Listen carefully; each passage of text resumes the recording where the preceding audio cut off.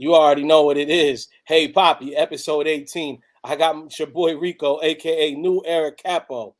I got my Twizzy with me. Holla at him. We back, baby. You know it. Got a good show for y'all today. Good fitteds, good bullshit to talk, Oh, and we yeah. got a very special guest. Yeah, So we let's do. tap in. Hey, yo, Pop. Hey, Papi. Hey, Papi. Hey, yo, Papi. What's poppin', B? Hey, Papi. Hey, Papi.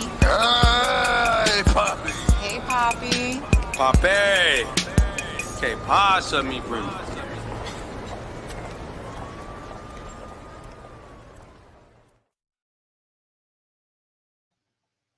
You already know. Hey, Papi, man. We got a lot to get into. A lot of bullshit been going on. A lot of dope shit been going on. You know what I'm saying? We're gonna get into some sports shit. We're gonna get into a whole lot of shit. You know what I'm saying? But we got somebody special with us. You know what I'm saying? So my man OT is definitely in the building. If y'all don't know OT, he's responsible for some of your favorite hats that you've been seeing around, and he's a strong member in the community. We're gonna go ahead and bring my brother up real quick. You know what I'm saying? But a little introduction to him, just a little hype video. You know what I'm saying? You see my man's out here with the fitted, bro. The straw. You see, I got the tan boy on.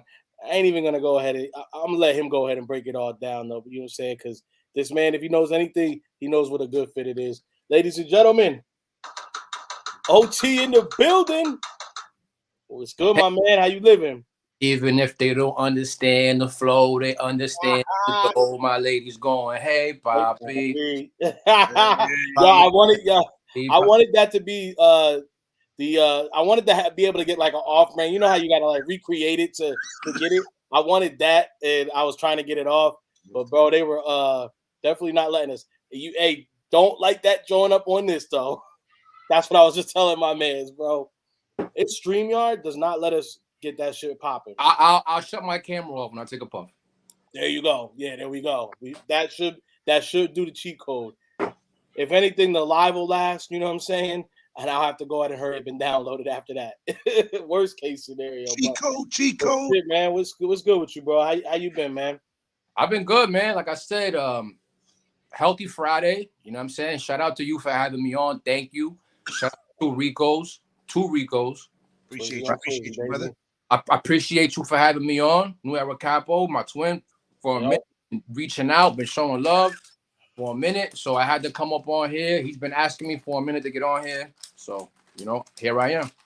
Bro, so I gotta go ahead and get it out. Like OT, you've been like one of the most solid people in you know what I'm saying that I've met in the hat community. You know what I'm saying, bro? Like it's funny, and we're gonna definitely get into some talk about the hat community and some shit that goes on in there. Because it could be one of the dopest places, but it can also be a little wacky at times. You know what I'm saying? Shit can get a little weird for whatever reason. A lot of egos, I guess. I don't know. A lot of personalities, or a lot of motherfuckers who just really be online and don't really be doing stuff. So we gonna get into all that.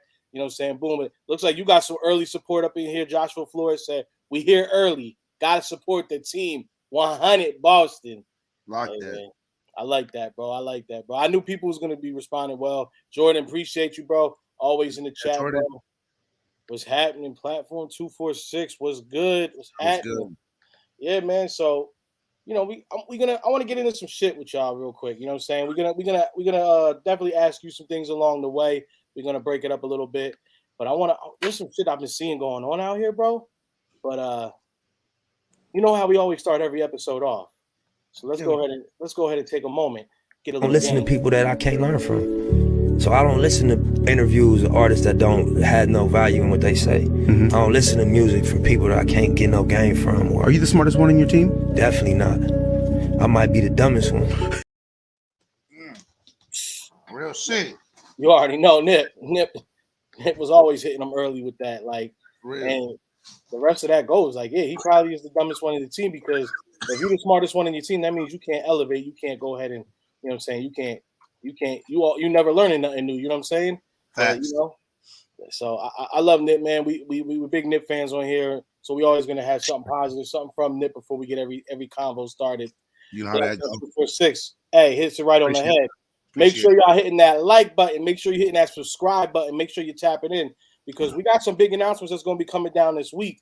And OT came for the perfect time. You know what I'm saying? He's going to be having he's going to be launching off a big platform, a lot of different episodes we're going to have in these next few weeks. So this is kind of like the precursor to it. And honestly, I think this is the best way to get it started off. RIP Nip, man. Yo, yes, sir. You already know how we feel about Nip on here, bro. Yes, RIP to the great late Nip Hustle. You know what I mean? The Marathon continues. Yes, sir. TMC, baby, for life. TMC. It's not a sprint. It's a marathon, baby. Hey, it's a marathon. Hey, bro, raise the flags in the air. So, hey, man, you know we're gonna go ahead and get it first. So, y'all see the little avatar right now that my boy OT has up. OT, Fire, I like that. I like the dog with the fitted on. Here's another like little one I've seen that my man's has had. Can you break down where the dog comes from, or the little whole thing behind it? Why you chose this as your mascot? And I always notice when we chat, you always use the dog emoji as well, bro. So what's up with that? There's a few reasons. Let me get the smoke out the way because I don't want to. Go ahead, you good, man. I got you. Nah, it's all good. I just want to turn it off. So I just want to take a couple puffs, but even though you're not on the screen, you're still on the screen. Oh no, I'm back. I'm back.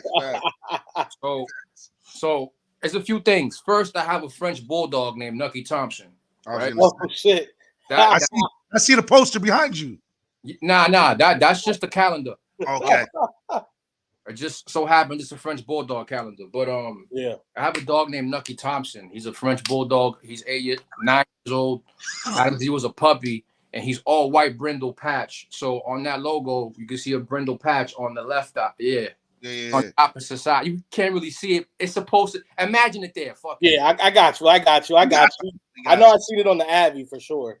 And then the sweater, I own that sweater. I own cargo pants like that. I own no shoes.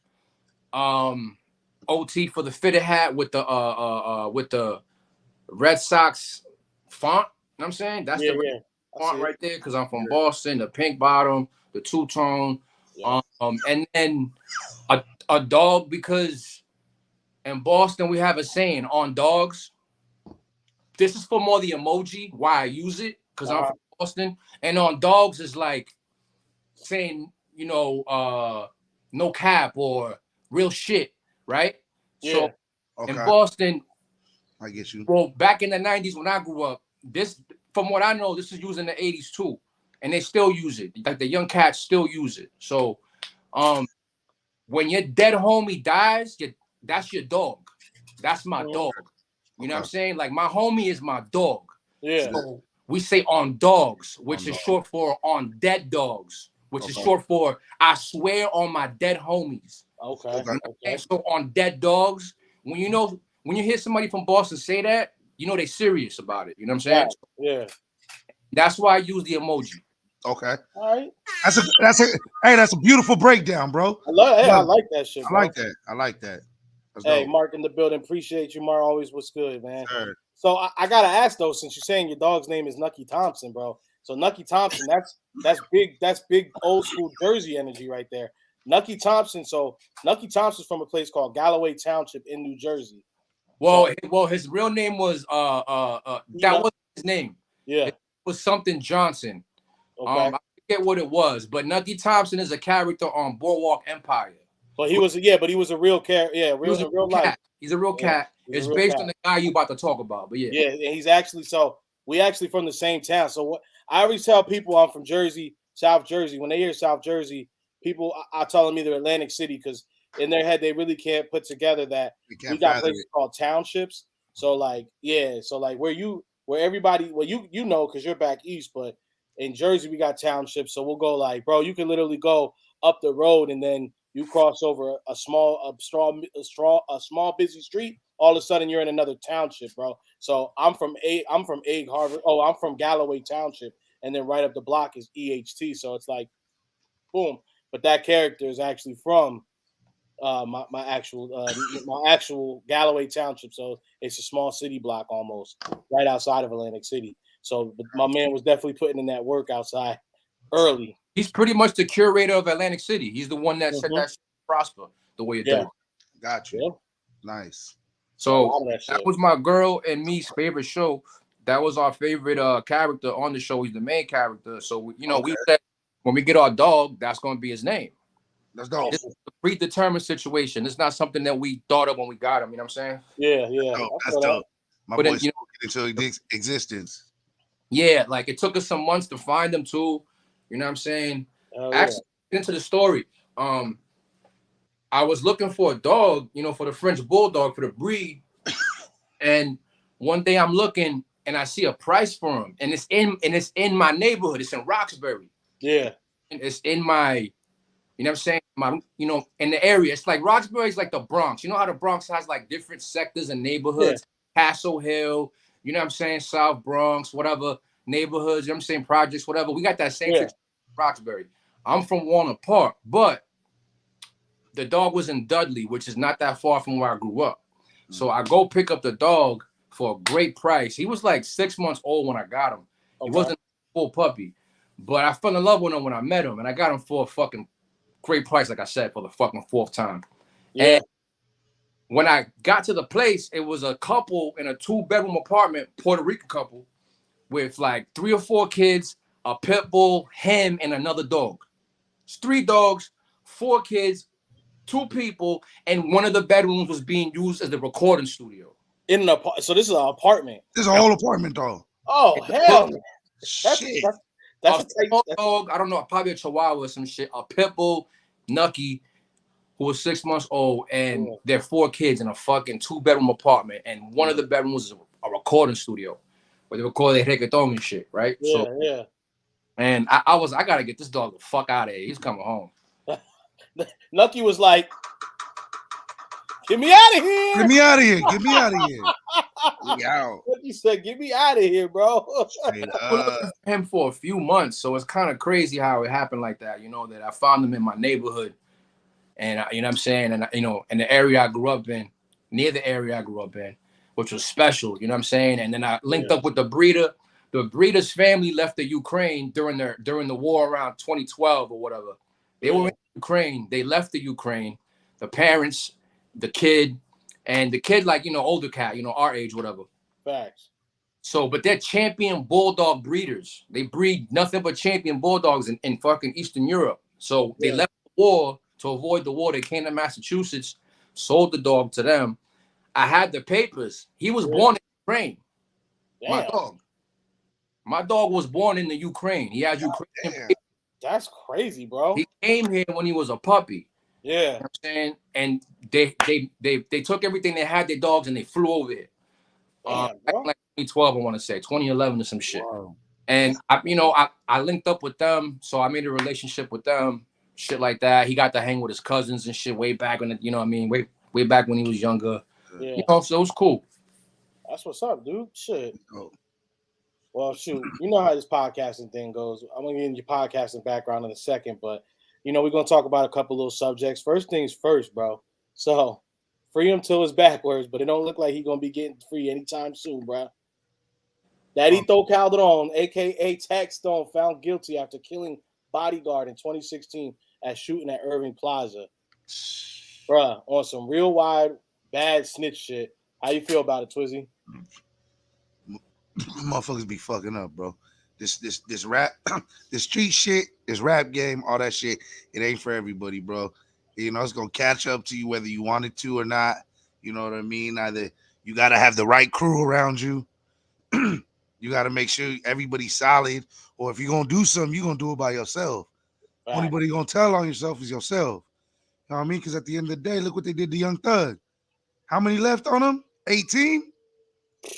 20, Bro, so, if you're definitely gonna do that shit by yourself. What you think about it, OT? To be honest, the only thing I know about Tax Stone is the podcast he had before he got locked up, with a radio show, right? Yeah, it was the pod. So that's the thing. So apparently, all this shit is actually, it's not even that. So from what I understand about this, he actually did do the shit by himself. So really, it was like that. That rapper Troy Ave? Yeah. And Troy Ave is out here snitch. So I guess the way it was, him and Troy Ave had some type of beef or something going on between one another.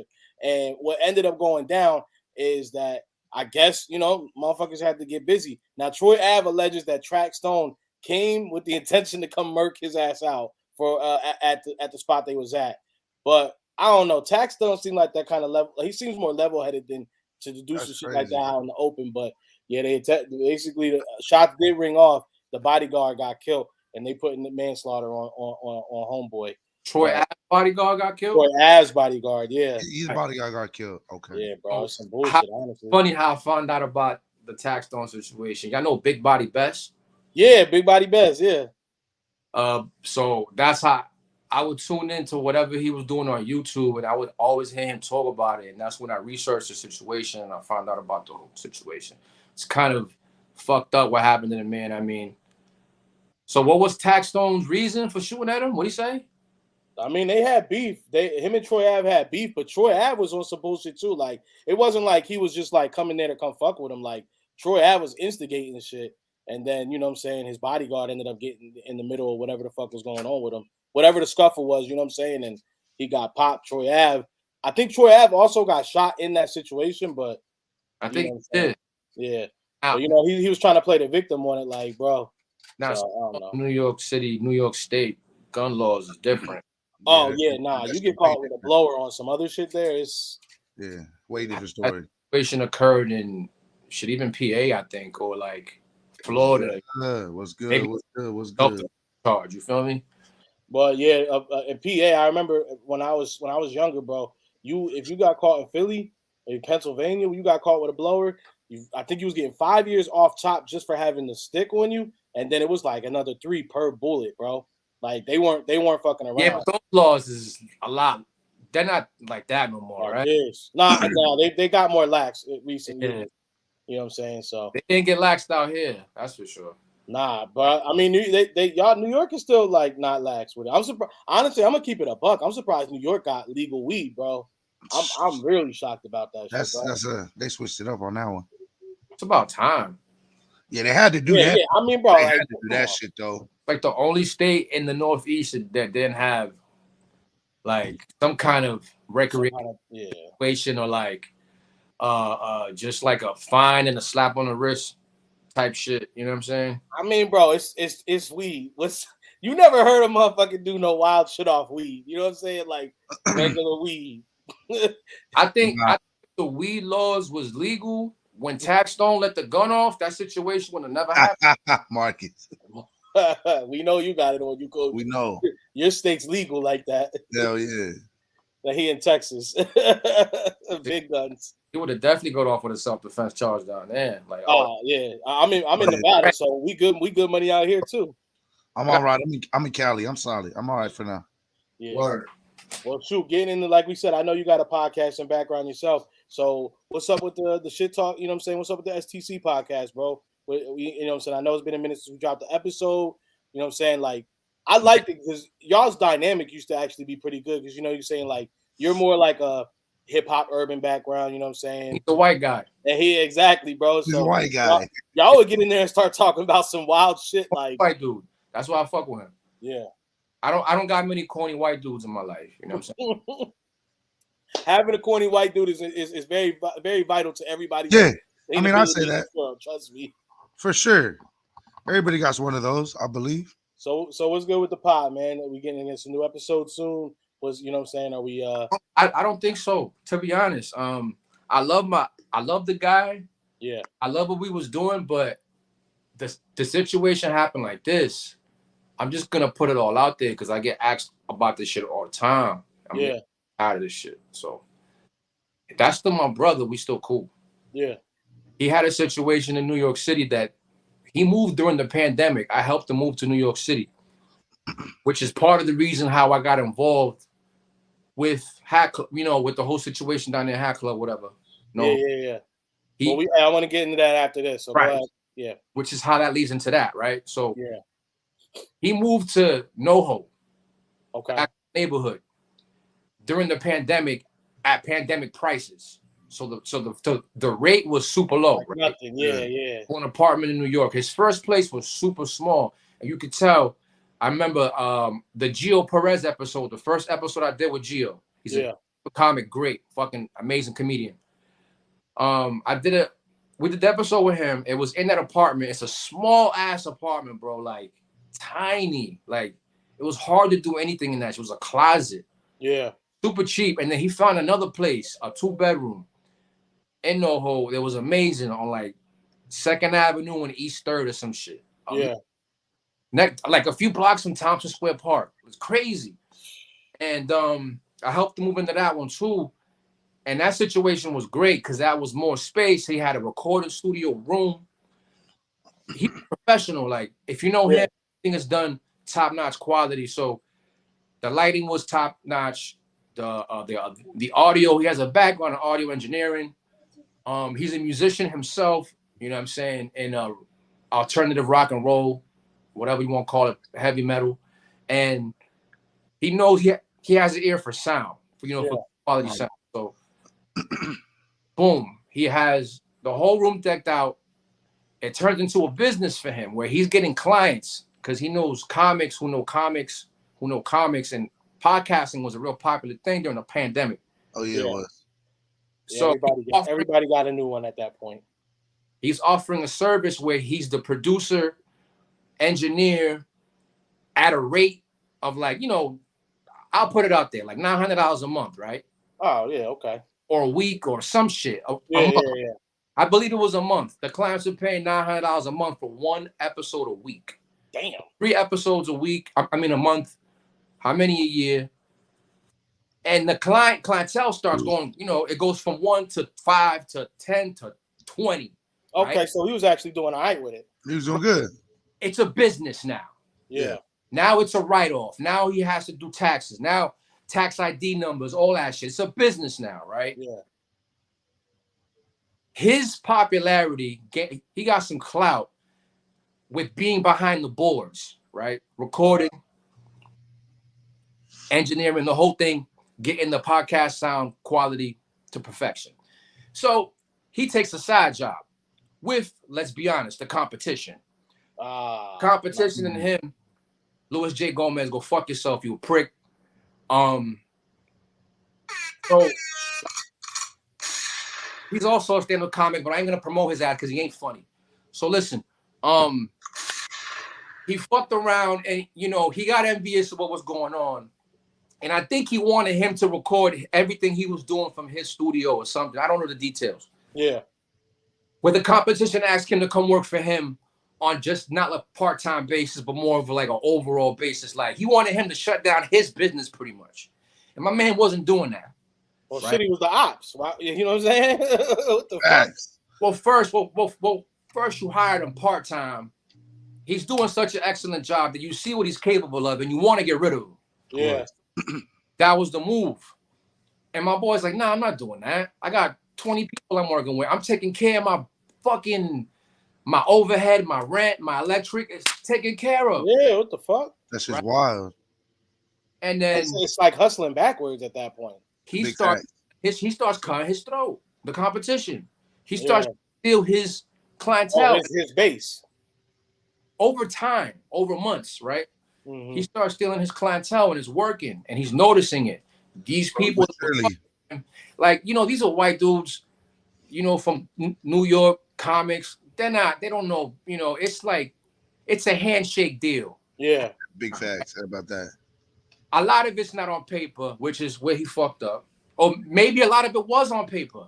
Like just got lost in the transaction. Who knows? Much. But from what I know, and from what I picked up and from what he told me, some people ditched him when they had deals, and some people ditched him when they had, handshake, contract.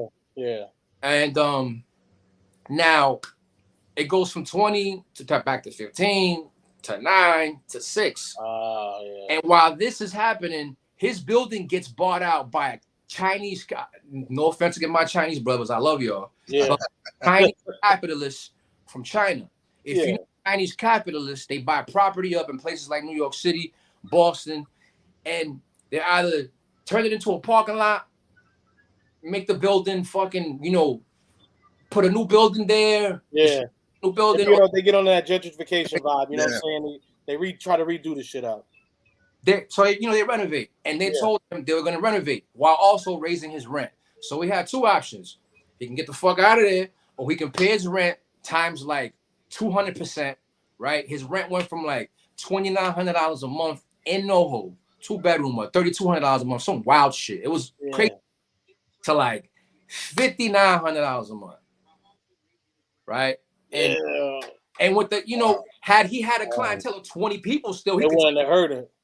he could take care of that. Mm-hmm. But then it didn't happen like that, you know. Well, keep it a buck, because also NoHo. If you know, I mean, first off, they just started calling it NoHo a few years ago. It wasn't always NoHo. Nah, it was, bro. It was always South and North Houston Street. Okay, but no, I thought because I thought NoHo. They used to call NoHo. What the fuck was it, bro? It's not even that big. It's a few blocks. It just means it's a couple blocks. Yeah, but they built. But let me finish the story though. Go ahead. Getting back, like, so he was losing the clientele, and at the same time, the capitalist homie was like, "Yo, the new owners of the building were raising the rent, hiking the rent. He couldn't afford it, so I get the fuck out of there." Damn. Meaning he had to pack his shit and move back to Boston. Now we don't have that space no more. We don't have that vibe no more. We don't have the network that I was like. I was booking the guests, like the last episode. Like if you go back and watch STC, the guests were different. You know, I had an independent pro wrestler from Jersey on there, right? That fucking at the time had a fucking belt, right? He had a strap. So I put him on there. You know, I had other, you know, creatives on there, right? People from the hack community. And it was doing good. We was getting better numbers. Yeah. You know, I was booking different people. It was working. So I was trying to, like I said, book folks from in the tri-state area that were doing things. Yeah. I wasn't trying to come back home to Boston to a different vibe, to a recording in my apartment or at his place. I mean, I understand he might have some things going on in the room, but the vibe wasn't going to feel the same. Yeah. And every time I went to New York, I would go out there for 2 days. We would shoot like 6 episodes. Okay. So, you know what I mean? And it was different. It felt like work. Now it's going to feel like just fun again and kicking it again. I didn't want that experience, and I didn't want to keep booking the same. I'll be honest, the same lame motherfuckers we were booking when we were in Boston. Yeah, you know? And like all the locals from out here and shit. They ain't doing shit. Yeah, they're just happy being funny in Boston because my guy Joey, how it started off, the show was interviewing comedians. So that's the story on that. Okay, that's ST.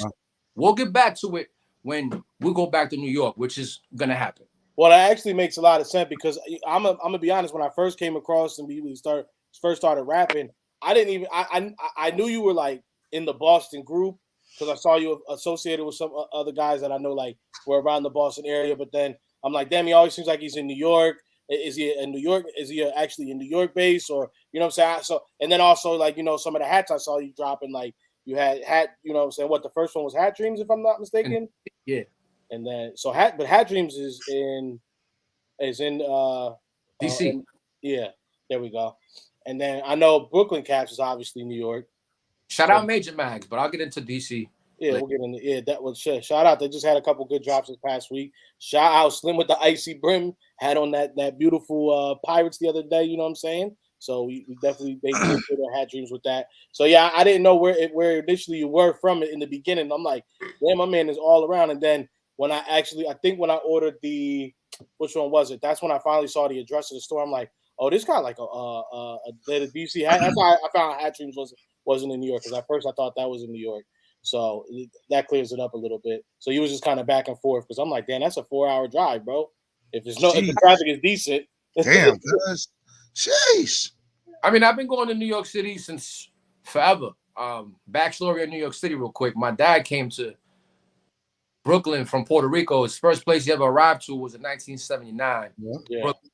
And Brooklyn Caps is on Fulton Street and Marcy. My dad had 2 apartments at that time on Fulton Street and on Marcy. Damn. So it's kind of sick that I got to make some stuff happen with a store in the area. My first, touchdown. You know what I'm saying? And let's get into that though, because you're talking about. You see, I got on you got the Astros from the drop. I got on the Tan Boy, the Strong Bird. You know what I'm saying? Talk about the Brooklyn Caps drop and what it's all about. What's your association with them? Or you know what I'm saying? And like how that all start happening. Mexi Fittage is a friend of the hack community. friend of mine. Okay. And he just linked up with me and was like, I've seen you do some stuff before with Had Dreams and, you know what I'm saying, shit like that. Yeah. You want to work with a store in Brooklyn? And I was like, of course, you know, whatever is work, you know, let's make it happen. Yeah. And I submitted 2 hats.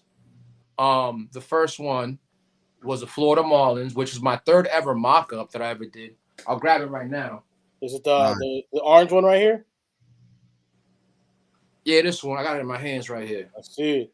Okay. So what it is funny. I was at this kitchen table where I'm at right now, and I'm just like, it's a gray UV. Yes, sir. And I'm at the table just like chilling, and I'm like, what do I do next? You know what I'm saying? And my girl had a whoa. Hold on. Don't speed by it, because now that you brought that hat out, well, you know, that hat, you did some things with that hat. It made some noise. Let's be honest. Let's be clear. He made 200.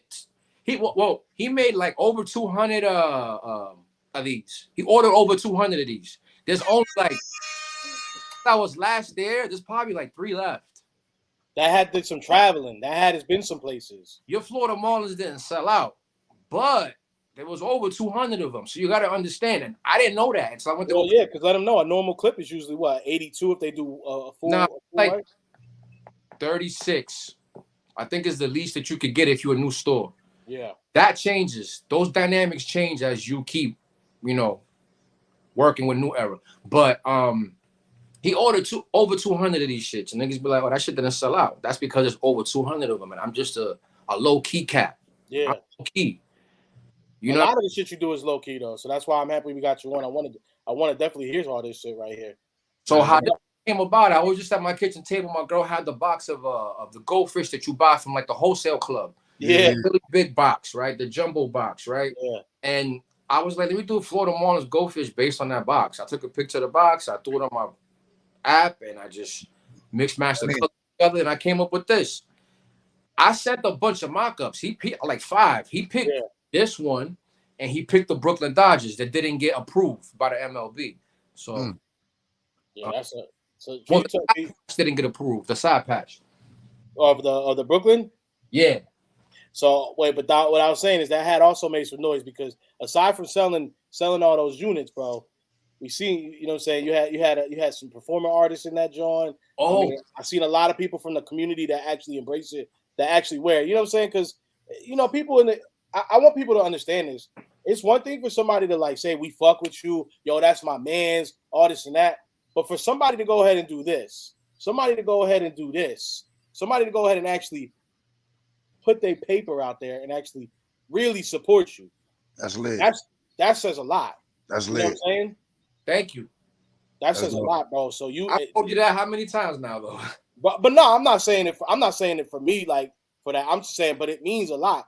People fuck with you like that. Too, man. You know what I'm saying? And hey, here you go, bro. Josh hit it on the head. It's easy to sell 40, bro. I could go ahead and sell 40 in my sleep to a homie, and if each of them buy 1 or 2, you know what I'm saying? We're gonna sell 40, but 100, that is a different story, bro. Right. And that's for you, bro, for sure. Thank you. I mean, that wasn't even the first one. The first one, the first hat I ever got done was because of my man Major Mags out in DC. Shout out Nick. He looked out for me. Yeah, he actually just bought that one. John. Yeah, they re-upped on this one a couple times now. I got the first. This is from the first one, y'all. Just so let's be clear. This is my first hat I made. Yeah. This one sold out. Yeah, that's what I'm saying. They re-upped it a couple times. Yes. He restocked it, I think, twice.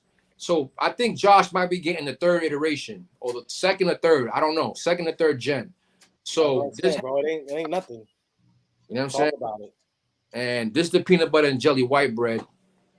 That's clean. Yo, and he got the toasted peanut butter too. That's what I like calling that one, the toasted PB&J.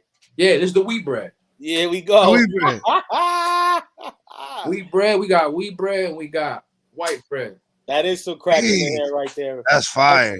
Fresh shaved hands right there, bro. It's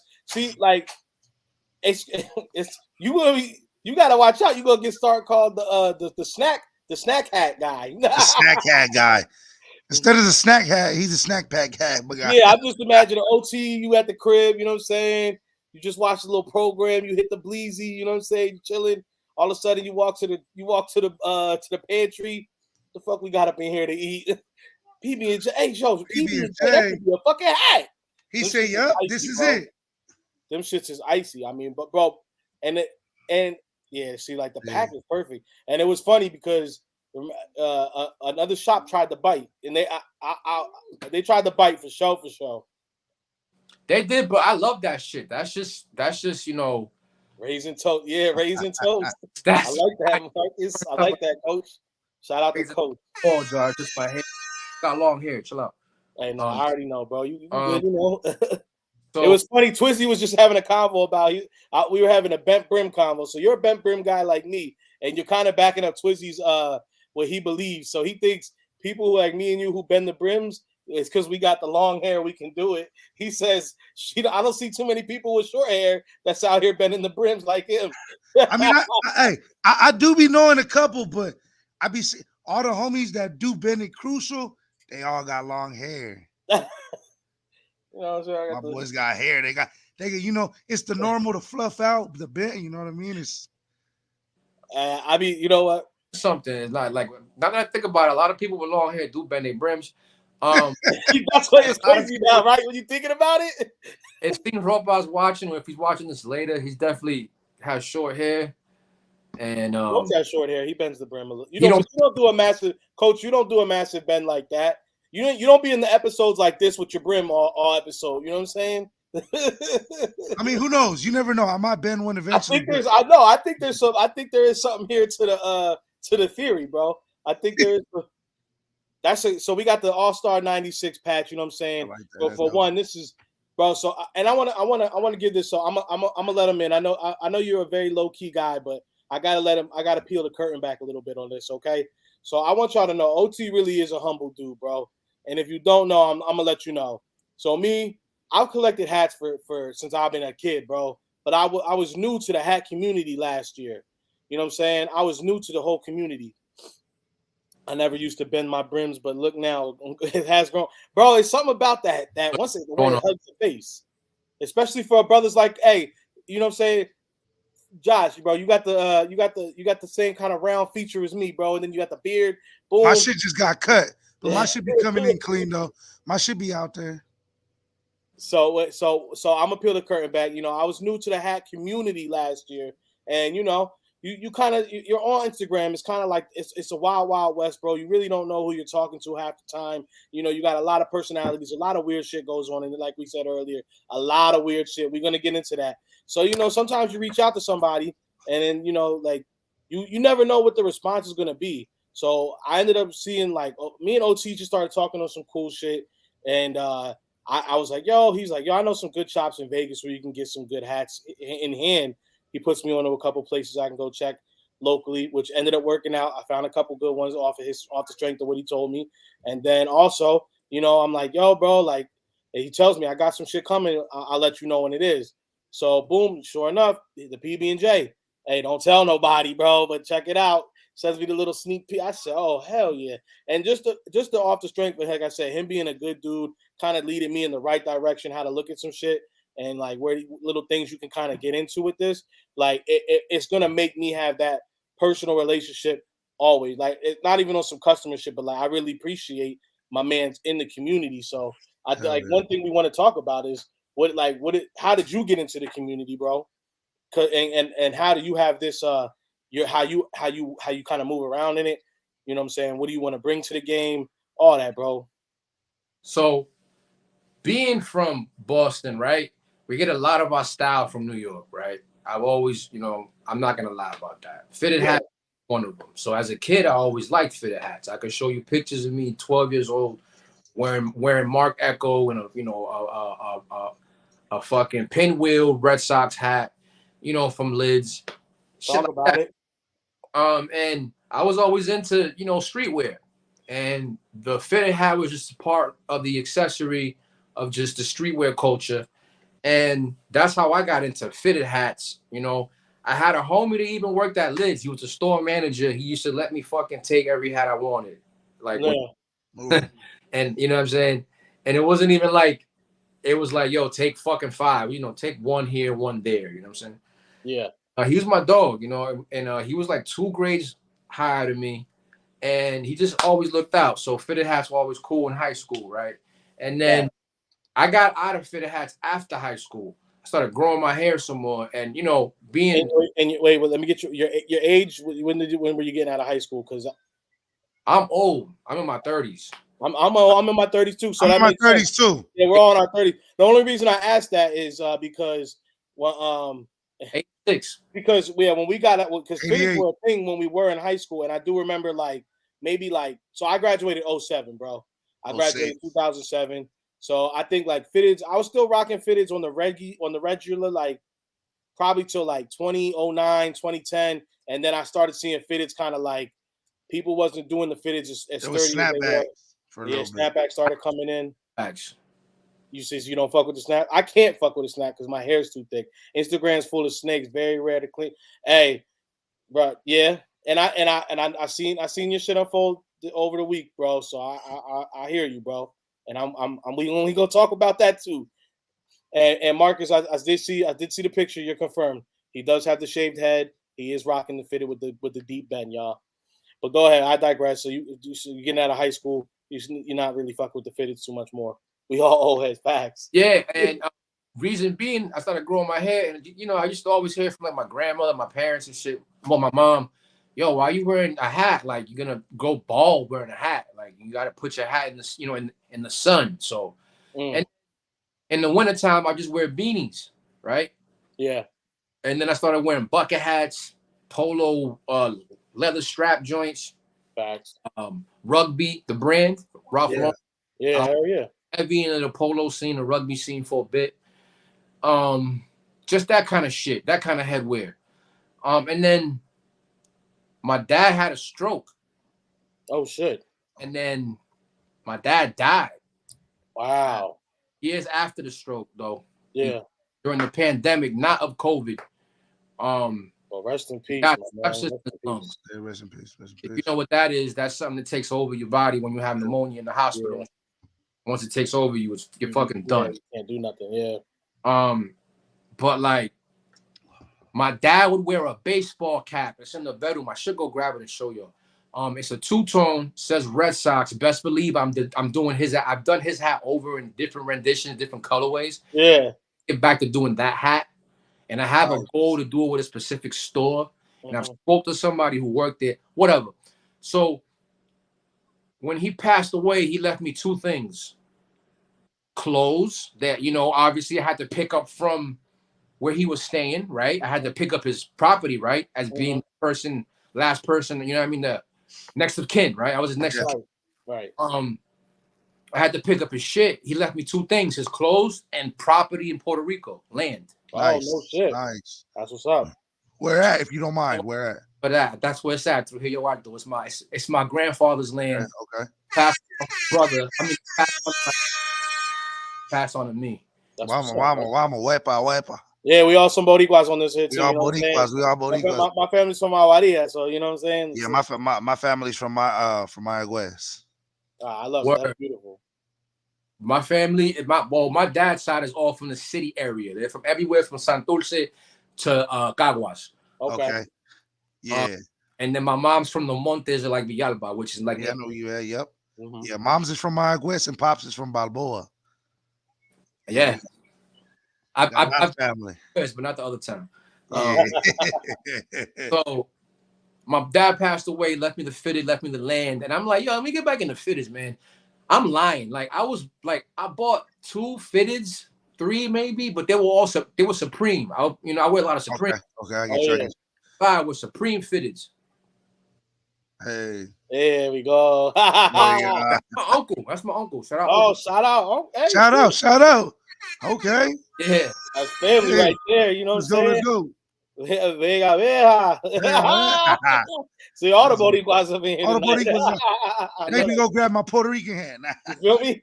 That's why I got the tan boy on. You know what I'm saying? So then, fuck around. My dad put the inspo in me, and I was like, let me get back in the hat game. So started buying hats again, like baseball teams and shit.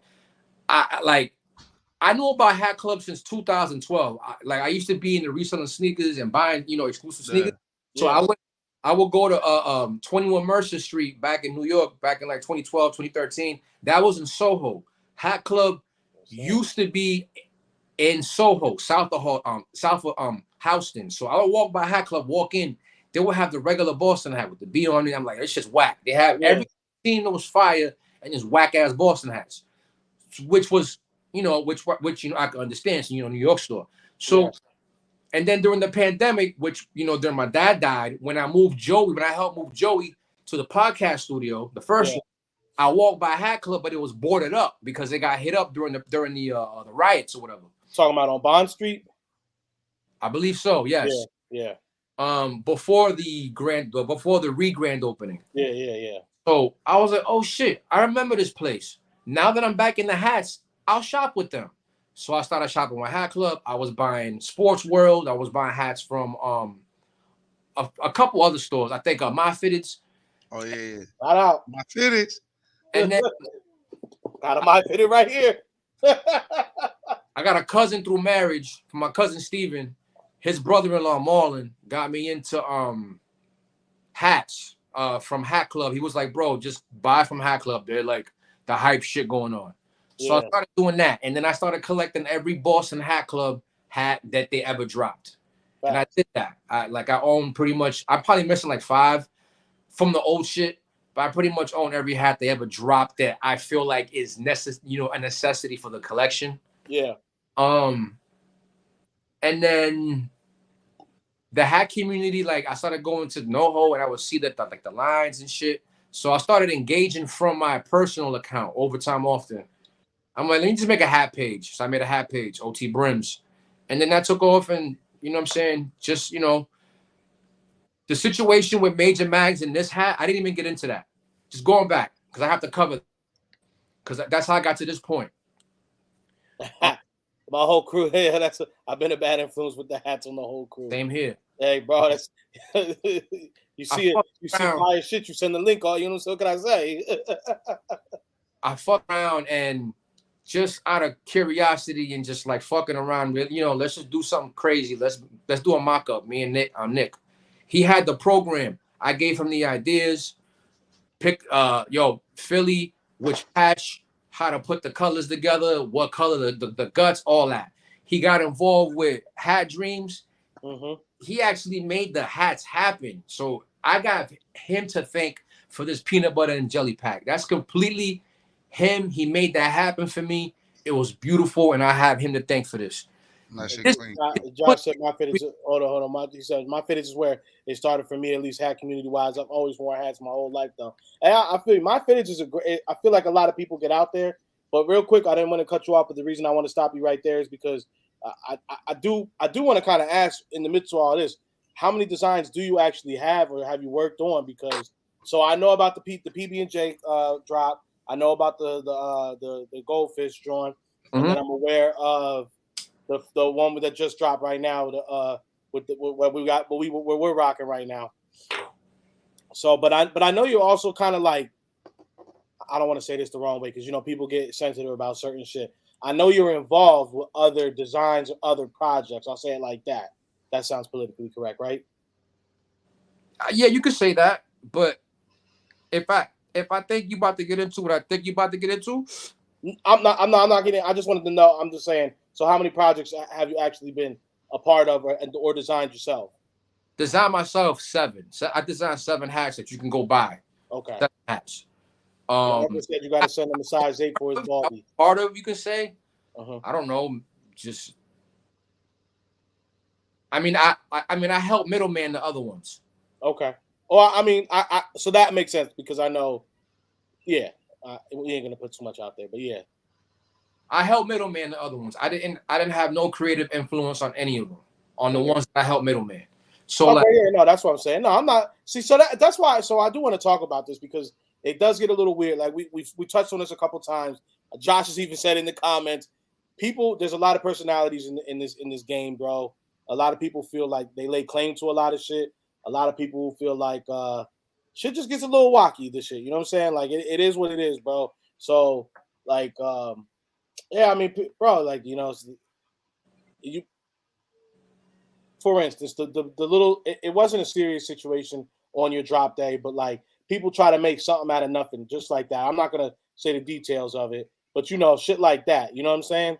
Like it's like, bro, that's it, why you know what I'm saying? Shit like that happens too frequent in this game, and it don't need to. But you know what I'm saying? So for you, what do you want to bring to this game? Like what when OT's done, when you're an old man and you're looking out off the porch of your house and your grandkids is coming in. What do you want to have people to say that you left on this game? Because I know you're not with none of that weird fuck shit that goes on. And I just cracked open another tall can, y'all. I'm gonna go ahead and pour this out into my red Don't cup. worry. And Don't worry. The Henny's gonna come out. The Henny gonna come out because real quick, I want to do something, bro. You shared some very personal info. I want to go ahead and raise a toast, bro. Salute to your father, man. He raised a stand-up son. Shout out to bro, my shout out to your father, man. Cheers. Goes out to your pops, man. A little beer for my dad. Hey, bro. That's what we doing right now. A little beer, because it's the way to do it. You know what I'm saying? It's Friday night. So, I mean, yeah, I was just middlemaning some things at one point. With a store that I still have a relationship with. You know what I'm saying? It's not like there were ever any problems, because there weren't. Yeah. It's just at the time it were a little different back then, to say that. And I was still getting my feet wet as far as the hat creator. Mm-hmm. You know? We're gonna get a fitted for the newborn. Mark is having a newborn baby. We got some stuff. Don't worry, my man. We're gonna take care of for the baby when the baby comes. And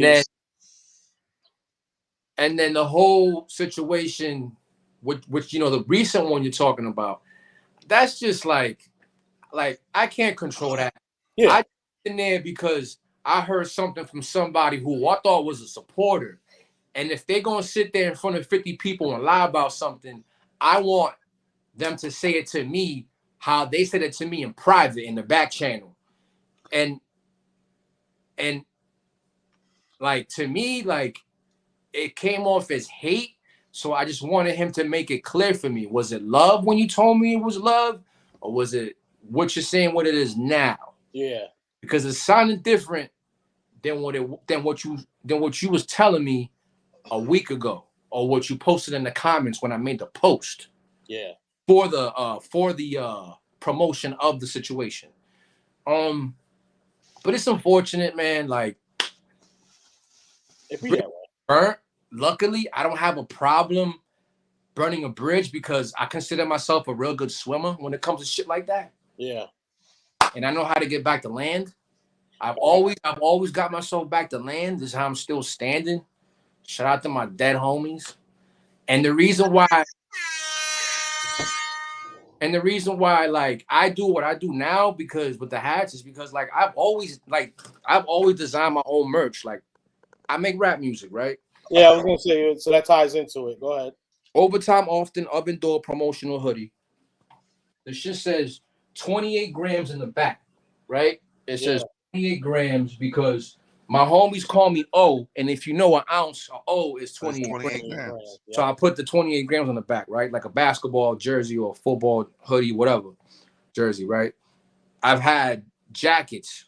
I've had sweatpants that I've made, t-shirts, embroidered shit, graphics. Ask my uncle. He's in the comments. He'll say for years, I've had my logo on, right? Like, you know what I'm saying? Like, it's crazy. So I've always figured myself as somebody who knew what style was. So designing hats came as second nature or first nature, whatever. Yep. And it was just something that was easy. Well, not the process of creating a hat is still hard, but me getting into it, maneuvering into it was easy. It was an easy thing, you know what I'm saying, for me to move into designer hats because I've been designing shit before. I design my own artwork, not in the idea where I put it pen and paper. I tell people how I want shit. Everything's 100% out of my brain. Every cover I ever designed, I said, yo, this is how I want it, one of one. I don't want your idea. I need my idea is what I'm paying you for. Let's put that out there. Yeah. Right? Yeah. So it's a projection of me. These hats are a projection of style and me and how I think shit should look and how shit would look fly on you. So like what I would tell my kids is like, yo, as far as the hat shit, I was lucky to put style on people and be it seen and people take pictures of it and brag about it, to their friends, like, yo, this is dope and whatever, like that's the cool thing about it. The people are wearing your art. That's what I mean. That's it. All right. I'll fuck with that, bro. Well, shit. We're gonna get back to you in a minute. Let's talk about a little bit of other side convo real quick. I know one thing that you guys used to talk about on your old podcast. Y'all used to get into some TV shows and things y'all were currently watching. Me and Twizy, we definitely get into that as well. You know what I'm saying? And one big show that we definitely be hard with right now is Snowfall, baby. Snowfall, y'all. You already know. I hope if you ain't current on Snowfall, if you didn't watch this week's episode already, log off. Get off. Come back in 2 minutes. Because I'm about to tell you, I can't believe that. Are y'all ready right now? Jerome! Jerome, bro. Why the fuck did they do that shit to Jerome? I knew he wasn't gonna make it out this shit, bro. I knew Jerome was gonna fucking get killed, bro. There was no way he was gonna survive the war. And you know what? He almost did. But you know what? Whenever a motherfucker has a date, whenever any TV show, it doesn't matter what TV show you watch. Whenever you got a motherfucker who's a pivotal character in a TV show, and they go have one of those binge days where they go out, they're drinking, they seem like they don't give a fuck. Bro. Usually that character is about to die, bro. That dude is about to die. And my man Jerome, he saved his wife. You know what I'm saying? Saved Shorty. Nah, but look, what tripped me out is Franklin. All right, yeah, you did what you had to do. I respect it. That's your family at the end of the day, bro. Like you did what you needed to do. But your uncle, damn, how did he get hit? And she didn't get hit before him. She ran off. She ran to the side. I was tripping like she still didn't get hit. Running off though, like, hey, they was finna smack her though. They was trying to. They was trying to fuck the shit out of her. They were trying to run a train. Hey, that episode was wild. He said, "What's the link to your hat?" Hey, Marcus, I'll have him share it when we then get done talking about all about the bingeables. He said, "Don't spoil it." I hope you're not listening right now, Marcus. Jerome's dead. Jerome is dead, Marcus. Jerome is dead. Oh, Joshua, that's next. Yeah, bro. Franklin ain't playing around now, bro. Oh, yeah. Yo, I ain't gonna lie. When I thought he was, I thought Teddy was gonna fold with his pops or something. Yo, he stabbed that old nigga in the neck real quick. Like, bro. He said, "Fuck this old nigga." Like, I said, "Oh shit." I said, "Okay, shit about to go left real quick." Yo, Franklin said that. But you know what? Hey, Joshua, $70 million. You're not doing the same shit. Hey, don't worry. We're gonna talk BMF in a second, but let's finish $70 million. You're not gonna do the same shit to get that shit back, bro. Hey, and the mama really thought the daughter was finna dip with her. She said, "You ready?" "Nah, I'm right here. I'm good." The daughter's a rider, bro. The daughter's a rider. Rider, homie. Rider. She with the shit, bro. She was already with him when he was the head of the D game. Like, so what you think? This is war. This part of it. She knows. They just trying to get their money back. That's it. Yeah, he's trying to get it because he's gonna get. Franklin's gonna get out. It's not like Franklin wants to be a part of that shit. He just wanted his bread and dip. That's all he wants. He just wants his money. Yeah, but BMF, bro. Okay, so BMF. Go ahead. I'm gonna let you lead off with that. Go ahead. If y'all ain't watched BMF, get off the line because it's over. If you ain't caught up, it's done. My boy. Talk. Yo, he did say that shit. Talk to your pops now. Daddy. Nah, bro. He heard his dad take his last breath. That's some harsh ass shit, bro. That is. But no, yeah. BMF. Go ahead, bro. Yeah, BMF. I don't know if y'all watching that shit or y'all finished it, but you watching it OT? Yeah, you watch it OT? Oh, you're not interested in it or what? Yeah. I was watching Snowfall season. I did watch Snowfall season 1. I didn't watch anything after that. Well, Jerome's dead now. Yeah, well, Jerome's. I mean, I'm gonna get back into it. Like, I didn't watch all of The Sopranos. I'm real slow when it comes to that shit. Oh, well, Sopranos is such a great show. I know it is. It's a great show. I mean, I've watched this. I probably watched the full. I haven't seen Seinfeld. Like, I'm just watching Seinfeld now. I've watched Seinfeld like 2 or 3 times through. I love Seinfeld. I'm in my first run of it. Season 5 right now, and it's dope. Okay. I can't remember. Have they got the hello? I said her before. So That's crazy. I got into Seinfeld because of Larry David. I've heard a lot of people actually say that they got to Seinfeld because of Curb. Well, Yeah. see, the shit was when Seinfeld was popular. I was watching Jordan play. Like, I was watching. Yeah, we was kids. We were little as hell. Yeah, I was watching pro wrestling, shit like that. Yeah, nah, that's it. Yeah, that's it. I will tell you this though. Mom's is looking like a snack now. Like, fuck you, pops. It's all Taylor's all this time. You know what I'm saying? Shorty wasn't good enough for you. You go out, get you some outside booty. You know what I'm saying? Then Shorty realizes she was fucking with a lame ass nigga from the jump. She could be better. Next thing you know, she going to throw some clothes that fit her a little bit different. Hey, she's getting real. Like, yeah, she's looking like a real yellow bone out here. I can't. I know it ain't finished yet. We gonna see Meech in fucking Atlanta.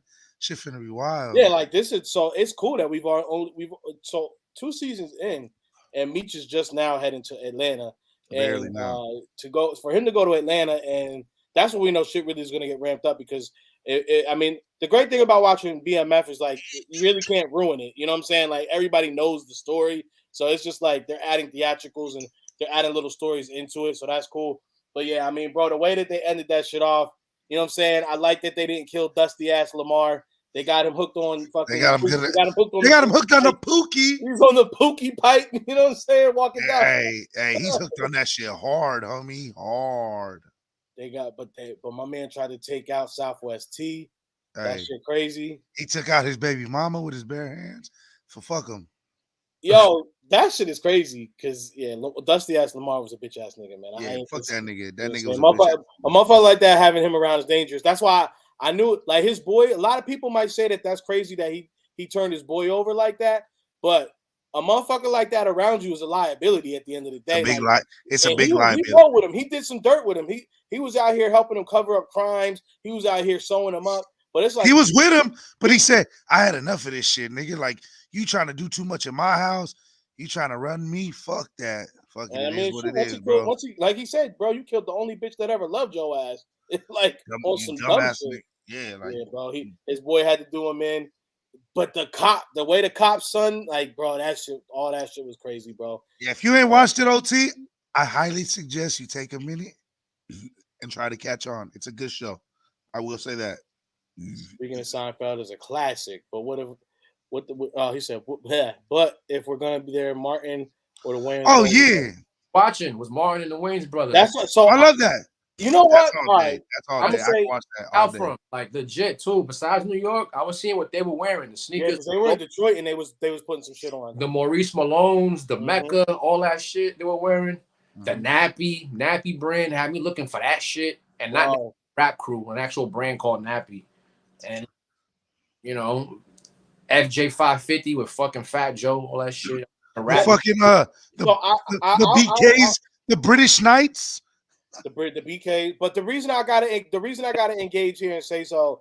I don't know. When we're talking about Seinfeld and Martin and Wayans, bro, I think they sit on two different. So it's not a black or a white thing here, right? When I look at these things, I feel like the comedy was literally on two different. Like Seinfeld was situational humor. Like this is the weirdest thing. I tell people all the time. I've watched Seinfeld so many times through. 2, 3, 4 times I've seen every episode. You know what I'm saying? I think it's hilarious. His stand-up, I couldn't tell you one of his stand-up. I have no desire to want to watch his stand-up or go see a special. I don't think he's funny like that. I think he's hilarious. You want to know what it is, though? You want to know what it is, though, Twizzy? I like that shit. I haven't seen him stand-up, though. I think we could all relate to more or less Martin and Wayne shit and the brother shit. You feel me? I think for sure. For sure. Like, Seinfeld was cool. Like, we like that shit. Shit was funny, but nigga, like real reality, like we understood Martin shit more. We understood the Wayne brothers more, homie. Like we knew what it was. Like when I was a kid, I couldn't for the life of me. I'm like, damn, why is Cole still live with his mom? And now, like as the go, I'm like, well, I know why this nigga was living with his fucking mom. He was a deadbeat nigga, like like shit like that. You be like, or the brother man who lived on was it the 4th floor? Tracy Morgan. Yeah, bro. The snotty nose Martin coming to the door, bro. Like there's so many, bro. Shanae, bro. Like People Oh don't give my. Martin the credit that he deserves for all the different characters that he was doing. Hey, I'm not gonna lie. Shanae's are local in every San Bernardino hood. She's around the way for lay. I ain't gonna lie to you, bro. There's a Shanae around in every San Bernardino hood, bro. Y'all talking I'll shows. tell you How how. hype are we gonna for Power Rangers? I'll reunion? watch it. Hey, I'll I'm gonna watch watch it. the Power Ranger reunion But episode. hey, coach, but I will tell you this. It won't be the same since the Green Ranger died. Ah, man. Rest in peace, JDF. Yep, rest in peace. Rest in peace. That shit was great. I didn't realize so many people was gonna be into it on that shit, bro. He said, "Yeah, oh yeah, the fifth floor. It was the fifth floor. That's right." He said, "My era wore 3 times teased Dickies as a kid with the Averex and Tommy Hilfiger films." Yep. So, all right, yo, and that's crazy. So, all right, so I don't know. My dad is from Chicago, right? So I used to spend a little bit of time out there. Oh, Fila, okay, yeah, we used to rock the Filas, but it was crazy because. So when I would go out to Chicago, they had the pants that everybody was wearing jabos out there. You know what I'm saying? I never seen like I never seen nobody in Jersey or Philly like rocking the jabos like that. And then, bro, when I would go out to Chicago, I seen the jabos. Bro, I came back and like people was like, "What are those?" Like, bro, I swear, I'm not even trying to be on some shit. I swear, I was like the first nigga in my hood to have jabos on. With And like jabos, the different color straps. Yeah, with the straps on the jeans, bro. Yeah, we had those in Boston. See, I never went to Boston as a youngin'. Like that was later in life, but I never see nobody in Philly rocking the jabos. Bro. So I guess that would be an equivalent to our Visus, I guess. Nah, Visus. We was wearing Visus. Oh, you guys had Visus. Yeah. All right. So you want me to blow your mind with the Visus real quick? Yeah. Oh, if you go watch Belly. DMX is wearing a pair of Visus. Oh yeah. You know what? I think the homie pointed that shit out. It's done before that, but it's tribute Yellow Rain. Hey, R.I.P. Trini. Yeah, Trini. Oh yeah, Trini. Yep, you right. They gave her a daughter. What? I'm gonna have to go check this shit out. Oh yeah, you know what? I think I did hear some shit like that, but yeah, DMX is wearing Visus in that. I'm embarrassed to admit this, but I watched the recent episodes of Power Rangers on Netflix. They got new seasons on Netflix, or are you talking about they put the old school? I'm talking about like whatever they on now, Dino Fury or some shit. Oh no! When I went on there, I'll show my daughters. I'll be like, "This is the Mighty Morphin, the original, what your daddy used to watch." Like, I can't watch that shit. That's so bad. Not watching that shit, bro. So, hey, I'm not gonna lie. I only go back to the episode that I only liked as a kid. I only go back to one, watch it for like 20 minutes. I'll be like, I'm done. No more. Nah, when I was a kid, bro. Green Ranger Saga is the best part about the shit too. Yeah, that was. Yeah. To be honest, really. I mean, when Lord Zed came through, that was dope too. But look who it is! Almighty and his punk ass New York love. Almighty with the trash ass vaginas. Patrick Ewings. Oh yeah, the Patrick. See, I used to like Patrick Ewings until I got a pair, and then I realized how heavy them shits was. I said, bro, ain't nobody balling in these shits. The Air Force Ones are lighter than Patrick Ewings. Bro, it's still running on April 19th, the original. I never owned a pair of P. Ewings, Unc. I didn't want them shits. Yeah, we went over this. He's a Yankee. You know he's a Yankees fan. You know I'm a Yankee fan. You already went over this. Almighty. I remember in junior high, the airbrush. Yeah, bro, the Air Force One, bro. The airbrushed Air Force One, bro. All right, 8th grade. Boom. Me and my little shorty, every year on 8th grade, you go to Six Flags with your class. I said, come on, baby, let's go get the airbrush t-shirt. We're going to get the matching airbrush Air Force Ones. We're going to look like a real legit hood couple, you know what I'm saying? And we did that, you know what I'm saying? Stepped out. I had the pink camera was popping. I had the pink tee on, airbrush, bro. Shit was it was very 2001, 2000 right there, bro. You was on your Bow Wow shit, Twizzy. I was, bro. I ain't ever. No, I was on my fab shit, bro. Baby girl, yeah. You know the situation. Scissor. I was drinking scissor. Niggas was wilding off the scissor. Yeah. Oh yeah. Speaking of niggas wilding, we heard about this bozo, this clown ass, and you know what? Somebody really hit me in my DMs was like, "Are you a king, bro?" I was like, "What?" Like they couldn't put 2 and 2 together with the artwork, 6ix9ine, the gold bandana in the background. I'm like, bro, like Do the math. 6'9" Yeah. got kicked by Latin Kings. But I will tell you this. I'm not a Latin King, you fucking dummy. I will tell you this though. Finally, someone caught him. I'm surprised he was by himself, no security, and that's what he gets for keep running this shit, bro. You got caught slipping. To be honest though, like he needs to That why was did you slipping like at a UFC gym or some shit? Like, why are you in a gym? You should be in a fighting gym with Colby Covington, with that bitch ass nigga. You should be in there. What was he? That shit What looked was like he he was in a doing? dirty ass like 24-hour fitness or some shit, like a LA Fitness or some shit. It didn't look like because I seen somebody posted another video with An LA Fitness? Oh my. it looked like it looked like Bro, an it LA looked, Fitness. it looked like it was a gold hole in gym. the wall. It didn't look like 24. It didn't look like LA. It looked like a hole in the wall. Equinox. Yeah, no, There he you wasn't. go. Really, that definitely wasn't no Equinox, bro. I mean, look at the bathroom. He got his shit kicked in, bro. Equinox. He ain't getting jumped in no Equinox. He said, "Y'all mess with the Lanvin sneakers." Lanvin. Landman, yeah, I heard of those. I seen those in the Double XL magazines back in the day. Talk about the shit in the back. Yeah. That That's those MD 2020. Yo, your uncle was out. I know your uncle dog was out here with 2020. the shit. Oh, your uncle wildin'. Your uncle was out here with the I shit, fuck with bro. him though. I like it. And he should get, bro. He should get set up, bro. That dude. I'm gonna say this, bro. And I hate Fuck that I'm him. giving it any kind of attention or clout, but I had to talk about it, bro. Not a tear was shed for this bozo. He deserved what the fuck he got. He's a bum motherfucker, bro. Whenever you run your mouth the way he does, and really, I don't care about the hip hop shit, bro. You're gonna do what you're gonna do to get clicks and views. But when you start disrespecting the dead, bro, that's why I can't fuck with you, bro. All that clout shit, all that other shit is out the window, Yes. bro. Nah. You disrespect dead niggas, bro. That's some crazy shit. Yeah, supposedly he, supposedly, not supposedly, he did it. He fucked with underage girls and shit. Like, fuck out of here. Hey, Balenciagas. That's cool, I guess, for you. I don't care. Are they the ones that look like? Are they the ones that look like socks? It looked like a home gym, bro. It looked like a fucking. No. What he's saying is he needs a home gym. Oh, he should, yeah, bro. Oh, yeah. I mean, if you pop shit like he did, bro, it's like, yeah. I did not know dude was 5'6". He's short. Yeah, he's a little dude, bro. He's not 5'3". He's like a little He's dude. small. Yeah. I think Billy's taller than him. So, yeah. Anyway, back to some fitted shit. Jay Tips put this out. Did you see this shit earlier?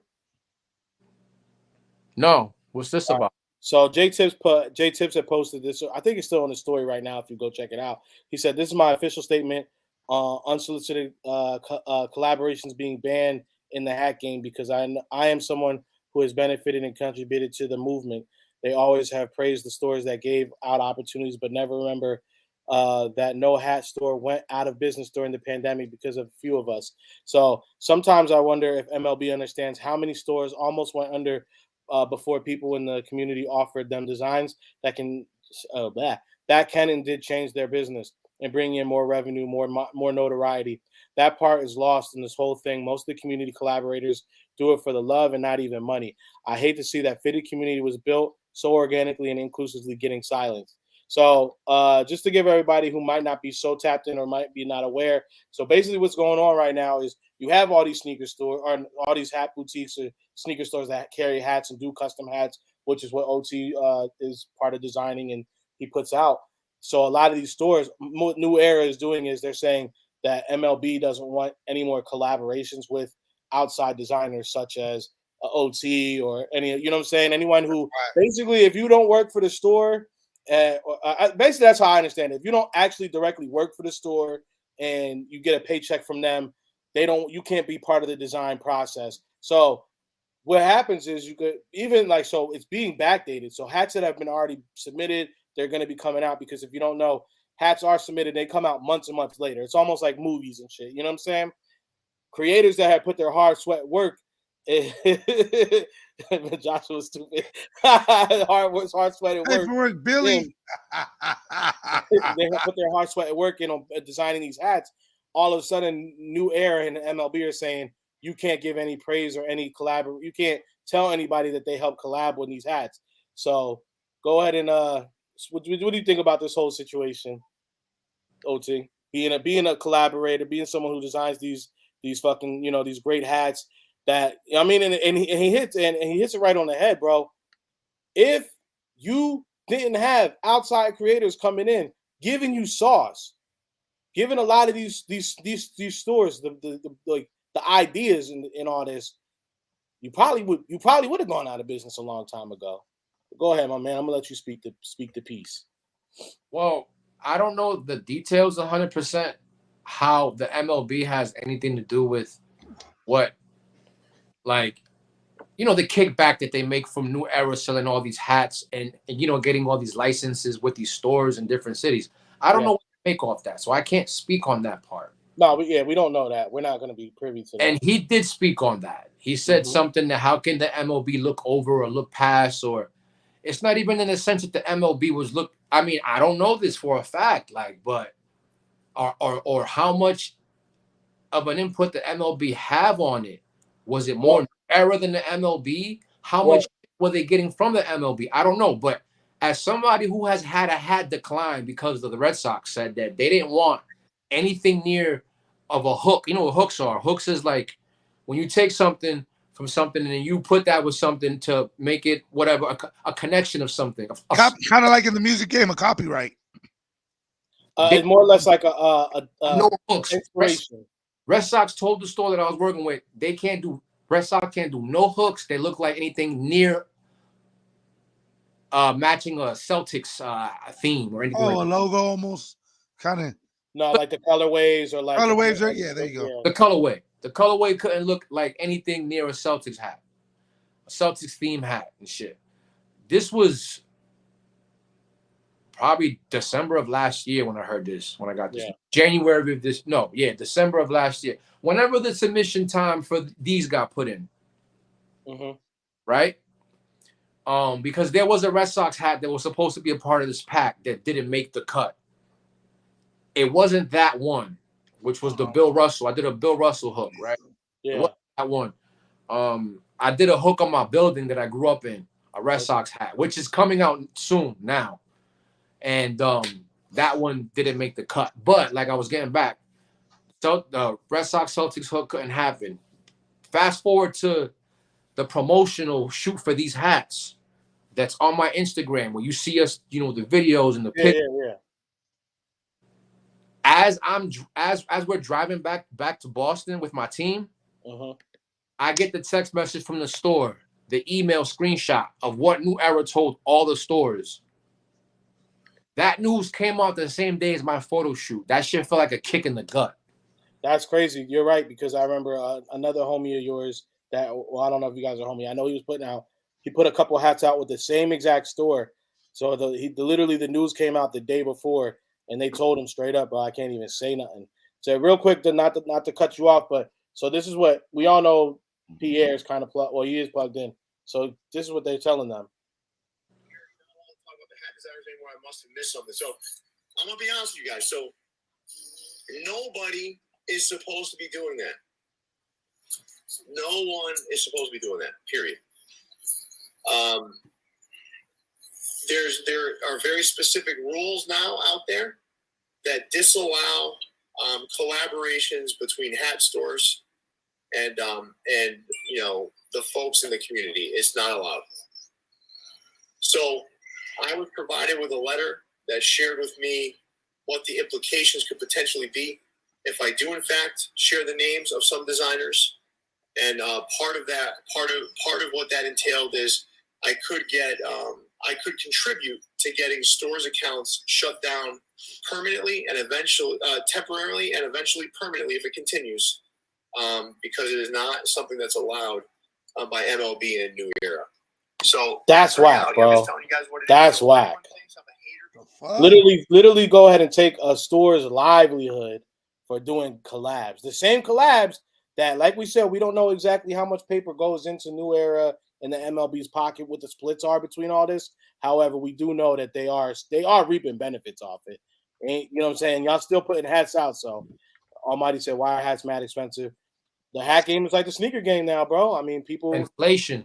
And inflation, bro. Inflation. Even a lids hat now, if you you're still gonna pay $40 for a lids hat after you put the $10 you get your little discount. Discount, yeah. Collab brings new inspiration. Collaborations are needed to give the game alive. It's a community, and all the people in the community know what the community wants is just bad reputation, bro. Absolutely, bro. Because if you go ahead and look at a lot of these, one we were talking when me and my homies, we were talking, bro. Go right now. Lids has a page. It's Lids Employees or something like that. And you can look it up on Oh, I know. it's on Instagram. You go see. And it's funny because they had like a whole picture of everybody in the office take a group picture one day. Everybody working in the Lids corporate office, only 2 or 3 motherfuckers was wearing a fitted in the office at Lids. Take it a step further, bro. Only a couple of them, and I hate to play the race thing. Only a couple of them was minority, and they didn't look like they had sauce in that picture, bro. The community is what feeds these things, bro. If you don't have people with sauce, with the imagination, you don't have an OT behind your project, your shit probably sitting, bro. Because we see a lot of stores putting out bad hats, and them shits are sitting. The community holds a new era. Yeah, bro. They want the community, but they don't want no part of it. Just like when Tommy Hilfiger didn't want, you know what I'm saying, people wearing his clothes. Yeah, tripping. That nigga Imagine tripping. headline reading, man stabbed. Yep. Yeah. Or shot over new era hats. That's bad for business. Yeah, bro. I mean, shit, bro. Yeah, you do see shit gets crazy, bro. Even out here in Vegas, they had a drop a couple months ago, and dudes they was in line. You know how niggas get sometimes in line, motherfuckers get a little rowdy. Next thing you know, a lot of jaw jacking was going on. Next thing you know, dudes, they got their. I did laugh because they made sure to get their hats first, and then they went to put the hats in their car in the parking lot. Bro, as soon as they put their hats in the parking lot, they got to throwing the twos. Shout out to Boogeyman. I think he still has the video on his page. If the community knew how to be more civil and have less drama, I don't think this whole new era BS would be happening right now. That could potentially be true too, man. I mean, they don't want their brand associated with some hood rat shit. I get that, bro. But yeah, go ahead. So what are you saying about that, OT? I guess to wrap it up, that the day I found out about it was a kick in the guts. It was just like, how am I going to figure out how to promote this? It's a real weird situation, and I had like 48 hours to figure it out before I released the promotional shit for it, right? Yeah. So you did end up putting the promo out. How did you kind of? I just went back to my guerrilla promo shit. You know what I'm saying? You know, just we have the one as it's me, and not saying that it's pretty much saying that it just came out of my head, and not saying that it's something I designed per se, or even associating it with a store. I just more or less had you know what I mean? You just had to reach out to me so you could be a part of this, you know, and kind of feel inclusive. I try to make you feel inclusive a little bit, as far as the wording of it. You know what I'm saying? I like it because you're still showing, like, bro, it's like everybody's rocking one of the Johns. You know what I'm saying? It's kind of like the whole block's in on it. You know, if you know type shit. I like that, bro. I didn't want to wear every hat. Like, I wanted to include people that fuck with me, that were always in my corner, that always reached out to me to make sure I was doing good, right? Yeah, that's right. Like it should be. And I included these people. These people that are in this video, New Era Needs the Hood. Designer hats are a good source and so relevant. I started wearing for this when snapback, but these designs, all right. These designs are nasty. Yes. Where the fuck was I? You had people who were fucking with you. Yeah, people who wanted them to be a part of it. Yeah. But you had like Caps and Curls. She's in there. You know what I'm saying? She's very. This project, yeah. Well, that you see in that video has reached out to me in some kind of way and was like checking up on me in some kind of way, or talking to me, engaging with me, texting me. You know, they got my number, whatever. You see Bodega Bams in there at the end because Bodega Bams is somebody I've had a relationship for over 10 years. You know what I'm saying? He's a good dude. I'm in 2 of his videos, shit like that, like back in the day, you know, during his early start. So that's why, you know what I mean? And then he's in that because of that. And I just figured I'm going to promote this how I want to promote it, but just change the wording up a little bit.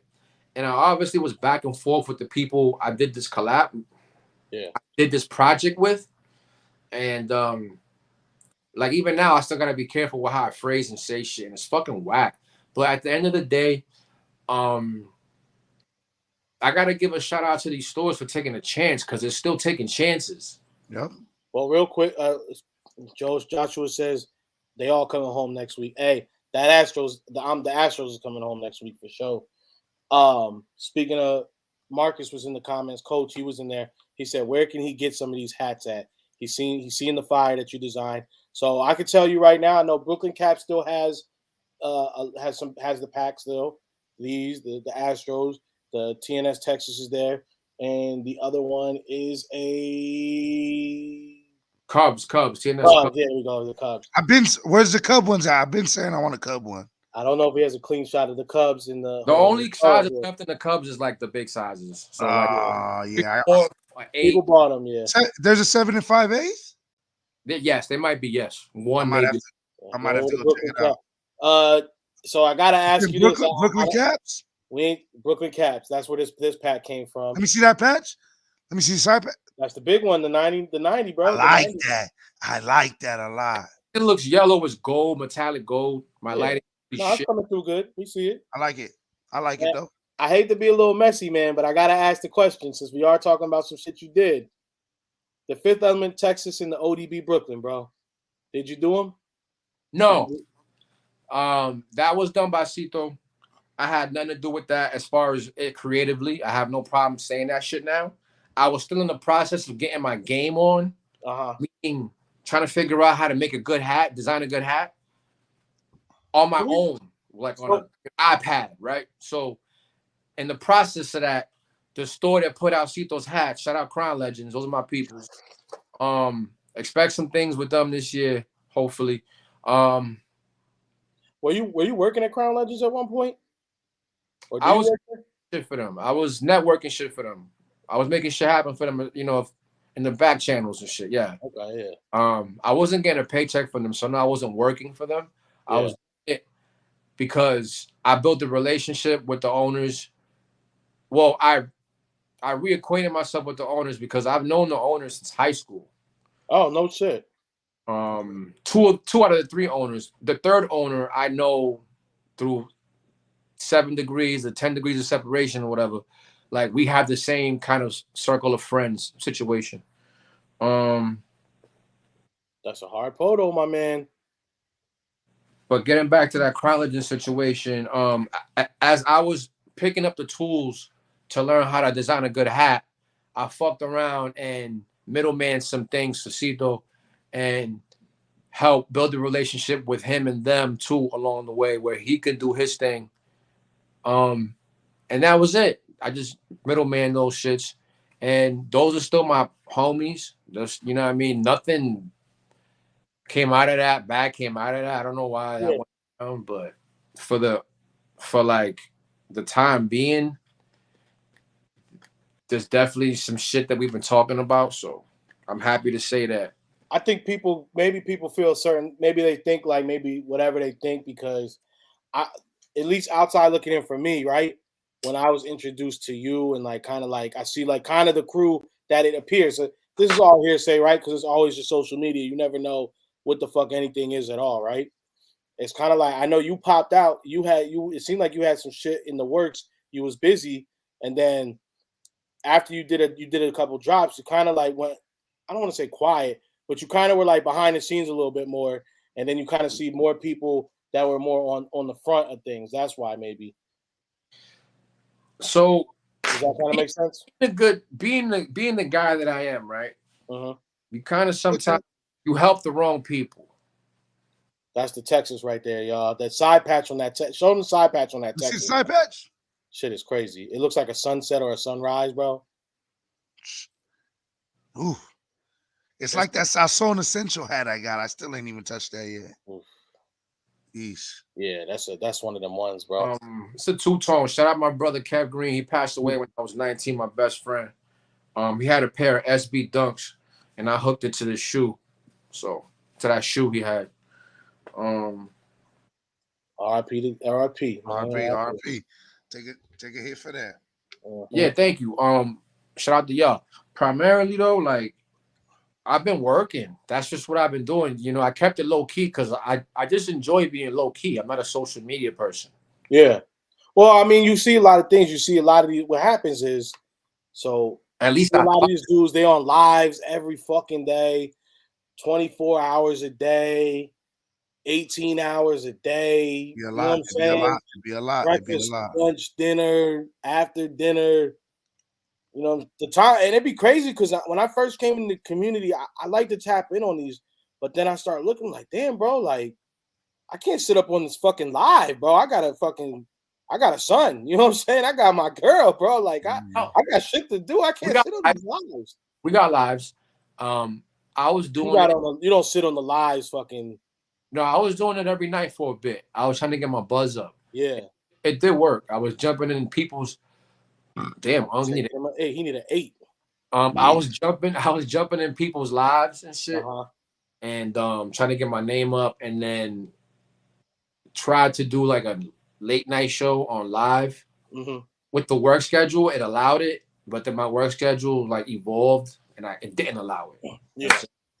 And then my personal life with the lady, she started saying, "Yo, you spending more time on live at nighttime than you spending time with me in the bedroom." And I don't mean like. No, I get you, bro. Just yeah. You know, laying down, chilling, bro. We know we got wives, bro. We know.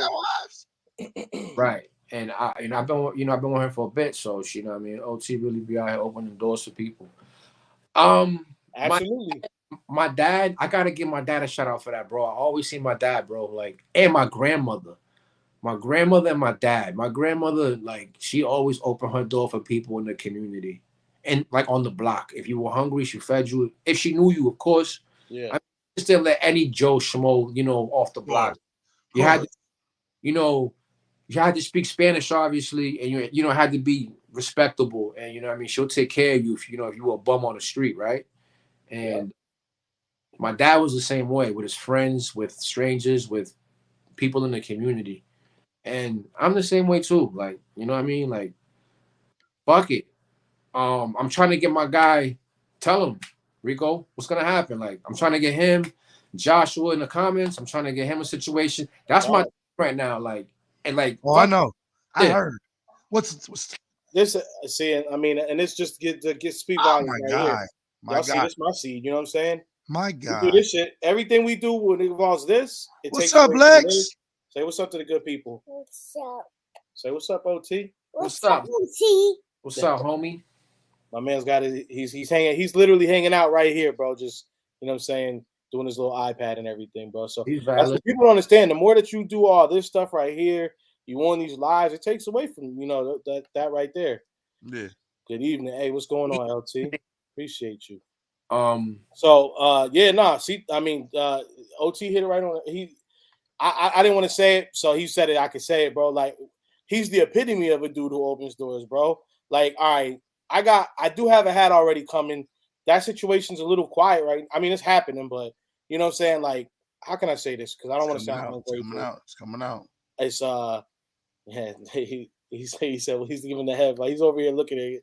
I don't know, like the first one I got coming, it's definitely coming, but I just kind of feel like I don't know, it's a little weird with the situation, like people like kind of acting like not slow playing it, but it's almost like not respecting, and that's how I kind of feel about it. But I'm gonna do it anyway, just because they already got my shit, so it's like I really can't say too much or do too much about that. It's already in the works, you know what I'm saying? But we'll see what happens when that happens. But like OT's the epitome of a dude who's like really trying to be like, yo, like do this, giving you this will probably work a little bit better.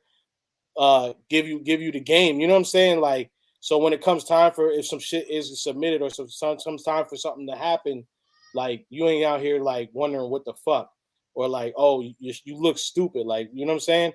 Every step of the way, my man is opening up doors for me, giving me the game, giving me more help than I could even tell y'all, and I'm not even going to put out on here.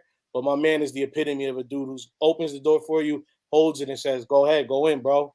You know what I'm saying? Like, and in this industry, bro, it's not happening like that too much, and especially in this community. I hate to say that because when I first came in, I was really excited. I got a crew of cats that I'm heavy in the we talk every day. You know what I'm saying? We're in the group chat. Boom. I mean, they'll do favors, go pick up a hat that I can't go because it's on the East Coast or something. Do that, but They're never in my lives. They're never commenting on my shit. I once in a while, one of them does shares for me. You know what I'm saying? Like, if you my man's, you my dude. You support. You like my shit. You know what I'm saying? Like, and I don't mean to sound corny when I say this type of stuff, but it's fucking true. You know what I'm saying? A like with the Rick Ross, what he said, the quote, a like is free, bro. A share is free. A comment is free. That little bit, when anybody does that for me, bro, Joshua, I don't even know you like that, bro. We follow each other on the gram, though. And I know Joshua shared the fucking post for this. Yep, Shit like go. that matters, bro. Shit like that matters, bro. Shit does matter. Shout out Fitted Us on the gram. You know what I'm saying? I know who you are, bro. You know what I'm saying? Appreciate you. That's part of the Puerto Rican team, dream team right there. Facts. We out here, bro. The Sasson squad. I'm accessible, right? I'm only right message away. I'm all over the internet. You can find my rap music. You can find podcasts. You can find photos. Yep. You can find my fucking PlayStation account, whatever. Like, I'm accessible, right? Yeah. People have access to me, right? It's like, why close those doors? Like, why gatekeep? Why do any of that shit? Let's not even, I'm not even gonna say spread the love, because that shit just sounds. Let's just work. Let's have fun. It's just like, let's just give people the keys and just let's put people in position to win. I mean, it's enough. As cliche as it said, as it is, there's enough shit out here for everybody to eat, right? I'm gonna tell you why. I'll tell you why people don't do it, bro. I don't mean to cut you off, but people don't do it because they know that they don't got enough. Like, if they think like I might be okay at something, right? They be threatened. Even if they could be nice, they could be nice. They could be, you know what I'm saying? They could be Derek Jeter with this shit. You know what I'm saying? But then they be like, nah, but what if this motherfucker's Roberto Clemente with it? You know what I'm saying? Like, then people not gonna give me no love. You know what I'm saying? They're gonna only give him the love. Like, and it's as sad as it says, that's how a lot of these motherfuckers be thinking, bro. Which is I could never, because me, I feel like I'm nice no matter what. So I don't care who the fuck you put me in a room with. Like, you know what I'm saying? If it's me or you, I'm coming out alive type shit. You know what I'm saying? So if it comes to a point where I can never gatekeep or hold anybody else back, because I'll be like, bro, if it comes down to me or you, I'm confident. And then if you do take me out, I know how nice I am, bro. I can go ahead and be like, that motherfucker's nice. He deserved it then. You know what I'm saying? If he got me, he deserved it. And that's how I felt when I used to fight. And when I was in an MMA, that's how I felt when I used to play baseball, when I played, you know what I'm saying, when I wrestled. That's always how I felt. You can never make me feel insecure. Fuck the dick riders, fuck the hype. Do you create what you like, Rico? Hey, my support is based on person's character. Hey, absolutely, bro. Absolutely. Hey, RP. That's my dad. we did the toast, you know what I'm saying? We out here. That was his code name in the streets. I like that. If you good, stand up nigga, I fucks with you. And that's it. Ain't no switching upside. Hey, facts, bro. Facts. That's but bro, going back to the shit where you saying go ahead. Helping people out. Yeah, just going back to my pops and shit, just helping folks out and shit. And if people can't see that shit, that's fine. I don't care. You know what I mean? I'm gonna keep it moving regardless. And I'm gonna keep riding with the folks who support me and just fuck with me and just like if you expecting for me to hit you up every day, for me to support you, I'm not gonna hit you up every day. I'm in late 30s. I got somebody who love me. I hate looking at my phone. I'm not in group chats. I hate group chats. I'm like super old school. You know what I'm saying? Like, I'd rather call you.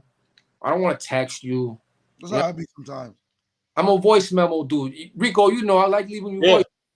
Yeah, I like that. And that kind of shit, bro, because it's just, it's just how I am. Like, I'm real stuck in my ways too, but at the end of the day, I try to do good. You know what I'm saying? I try to, I'm one of the niggas that I put my head on the pillow, I know I'm straight. You know what I'm saying? Oh, we all showing the hats. Everybody got the matas on. Well, that's a clean one. I'm showing the OT. Ooh, everything that's white glow in the dark. That's nice. Oh, what? You didn't know that? Nah, I didn't, bro. Yeah, everything that's white glow in the dark. Bro, well, tell them about this. You call this the tan boy, right? It's a cold piece. So Carlos Delgado is Puerto Rican.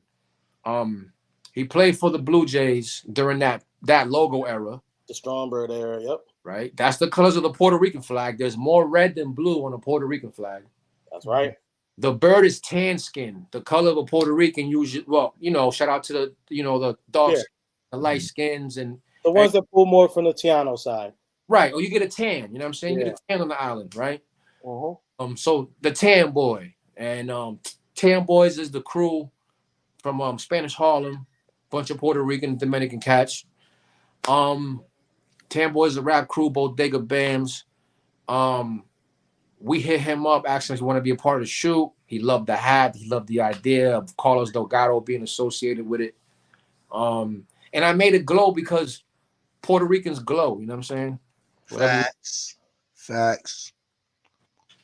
Nah, I'm from Jersey, and my boy over here is from California, San Bernardino. He probably one of the only Boricuas you meet out there. You know what I'm saying?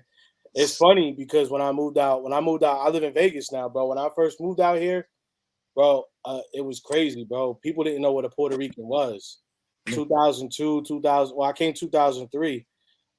People thought they was like, yo, you I think the craziest thing that someone asked me, they called, what did he say? He said, not Panamanian. What the fuck did they? Salvi. They thought I was Salvadorian. That's Salvadorian, bro. No disrespect, but you know how Puerto Ricans are, bro. We are very proud people, you know what I'm saying? So I'd always be like, what? Nah, bro, I'm Boricua. What you talking about, man? Like, you know what I'm saying? Like, so Facts. It was It always be like that sometimes. Now, you know what I'm saying? The Boricuas been making their way out west now, you know what I'm saying? We out here now. The Dominicans took over though. They everywhere, bro. I shout out to my Dominican brothers, man. You know what I'm saying? Y'all are everywhere now, bro. Oh yeah, but we outside, baby. We outside. But I met a Puerto Rican Samoan. That was interesting. People will ask me that before they ask if I'm Latino sometimes, because out here there's they call Vegas the ninth island, bro. There's the largest Hawaiian population out here aside from on the islands. Okay. People they be like, they see me, I'm a big dude. They be like, yo, you Samoa. Yeah, you Samoan, brother. That's what they say. You Samoan, brother. Brother, you us. Oh man, shout out, man. But I'm not Samoan, I'm not Hawaiian, but I will fuck up some food. I got someone in the hat community, Uso Fitteds. I be joking with him. I be telling him I'm Tongan Puerto Rican. No, Tonga is another Polynesian island. Uh-huh. Yeah. And that's what I be saying to him because I fuck with the Tongans heavy. Yeah, I got some Tongan homies. They with the shits. I just fuck with a couple, like three pro wrestlers from the wrestling shit, and they Tongan, so I fuck with them. Okay, hell yeah.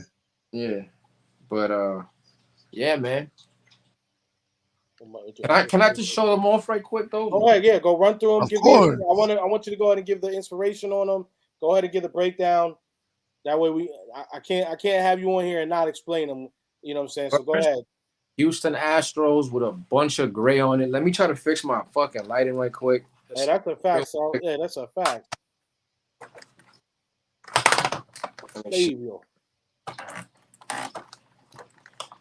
Hopefully this shit don't fall on my fucking head. Hey, I'm hyping shit now. I know this shit closed, bro. I'm about to be outside late night with the Tan Boy. All right, the camera's here, right? There you go. That's a good. Yeah. A lot of gray. This looks like it's silver, but it's not. It's just a really shiny gray. I think it's not metallic. It looks very metallic. Yeah, it does. Yeah, it's not. Yeah, it's not metallic. It's called Silver Wing inside the state with some orange inside of it, and then the black the black whatever line, and then the orange outline again with the orange bottom, with the sunrise kind of looking state shit. You know what I'm saying 45th anniversary. Solid. The gray with the orange, black gutter, tonal flags. I like tonal flags. The TNS Timeless Cubs. That one's hard. I designed a joint for my brother TNS. He's an underdog like me, so I had to make sure I did him right. Pause. that has metallic gold in it, some orange, metallic gold. This is called Mango Mocha, this crown. It's not like a wheat. It has like a pinkish hue to it. It's kind of sort of, you can't really see in the light, but it's called Mango Mocha. I'm bringing the crown back again with a different visor, so expect that. Gray UV, black gutter, tonal again, tonal flag again. Yes, sir. Button's the same color as this. I don't like doing the different color button. I'm gonna be honest. I'm not a fan of that shit. I don't like corduroy hats. I think corduroy should be on pants only. That's just my opinion. You don't have to follow what I do. That's my opinion. You don't have to live how I live. Oh shit. That's why don't ever ask me why you did a corduroy hat ever. No, won't happen. Unless I'm getting paid for it. I bet. I feel you on it, bro. I feel like there's way too many chords out there right now, bro. It's not even because there's too many chords. It's just I wouldn't put chord on my head, like, you know what I'm saying? Nah. Yeah, not at all. Not a fan at all. 1990 All-Star Game, you know what I'm saying? The tan boy, glow in the dark features. Everything is white, glow in the dark. The bird, the only thing is tan. That and the flag, the tan on the flag. The Batman glows. I'm hype as shit. There's some tan in there. The Batman, the glow in the dark white features. Gray, white guts, tonal flag, blue button. This, I don't know what this is. This doesn't have a hook. The Astros? Nah, what I will say though, if you turn it upside down, it looks like a red solo cup, purple lean, and like the 4-finger gold ring holding the cup. Like, oh, I'm about to sip this shit. That shit crazy as hell, bro. Wait, when you said it, like literally it came to life. That's crazy, bro. Nah, it just came to me one day. It's like the red solo cup with the purple lean, 4-finger gold ring. You know what I'm saying? Yeah, that shit crazy, bro. And then the purple and red Batman.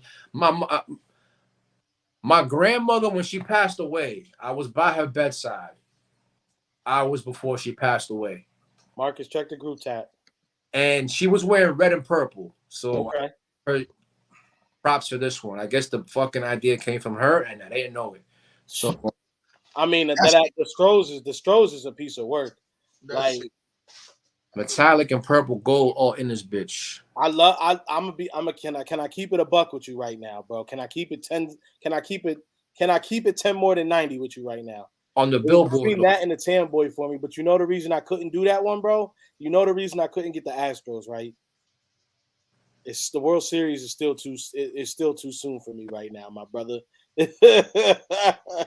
What I tell people that my hat collection, I finally started branching out, bro. I finally started branching out. I'm wearing other teams now, but and they all gray UVs except for the Texas, bro. I love that. I want to get into these next. Oh, and then just the Florida Marlins, goldfish, white cutter. Yeah, I don't know if I can wear a Houston hat. I can't wear a Houston right now. It's tough. I might get it and just keep it on ice until the pain goes away. Peanut butter and jelly joints. So what did you pick the Phillies because of the P just the peanut butter or what? P for peanut butter. Okay, nice. That makes a lot of sense, bro. You do Boston butter, and I'm like, because I always thought of peanut butter is one word. Yeah, that's how I look at it. Butter, you know what I'm saying? Yeah. And then the jelly for the J. Also, my name is Joel, but my family knows me as Joey. Everybody, my family, and the J, but Joe. Okay, that makes a lot of sense. I mean, because I wore this logo in high school because it's the first letter of my name. You know what I mean? I was like, I got to get a hat logo that has a letter of my name, right? I feel that, yeah.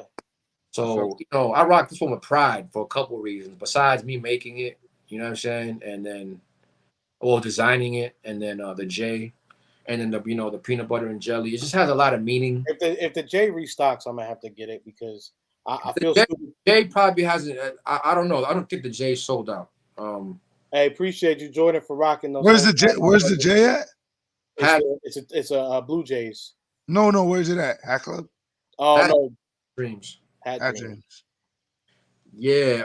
Hat Dreams has them in a few sizes for sure. I'm about to see if they got a half. They got a half that's coming home this weekend. Yeah, man. I didn't do photo shoots or anything promotional for these, so I'm gonna spend the block for these. I'm gonna tell you what now, but you did do the cool little video. I liked how you did like the little it was like, and it was like the jelly and the peanut butter getting splattered almost on it. It was cool. It wasn't nothing crazy. You know what I'm saying? Just minimal. Every promo you see me do, besides the crazy shit with the promotional video shit, all this shit that looks like it could be done by me, I do. I do 100% of everything that you see on my shit as far as like promoting shit. The promo videos for this pack, for this pack, it's that was hard by me. All that shit is just, you know, like I said, I like having 100%. Everything is me telling the motherfucker with the camera how I want the shit to come out, right? Yeah. Yeah, man, I'm a creator. I'm just a creator.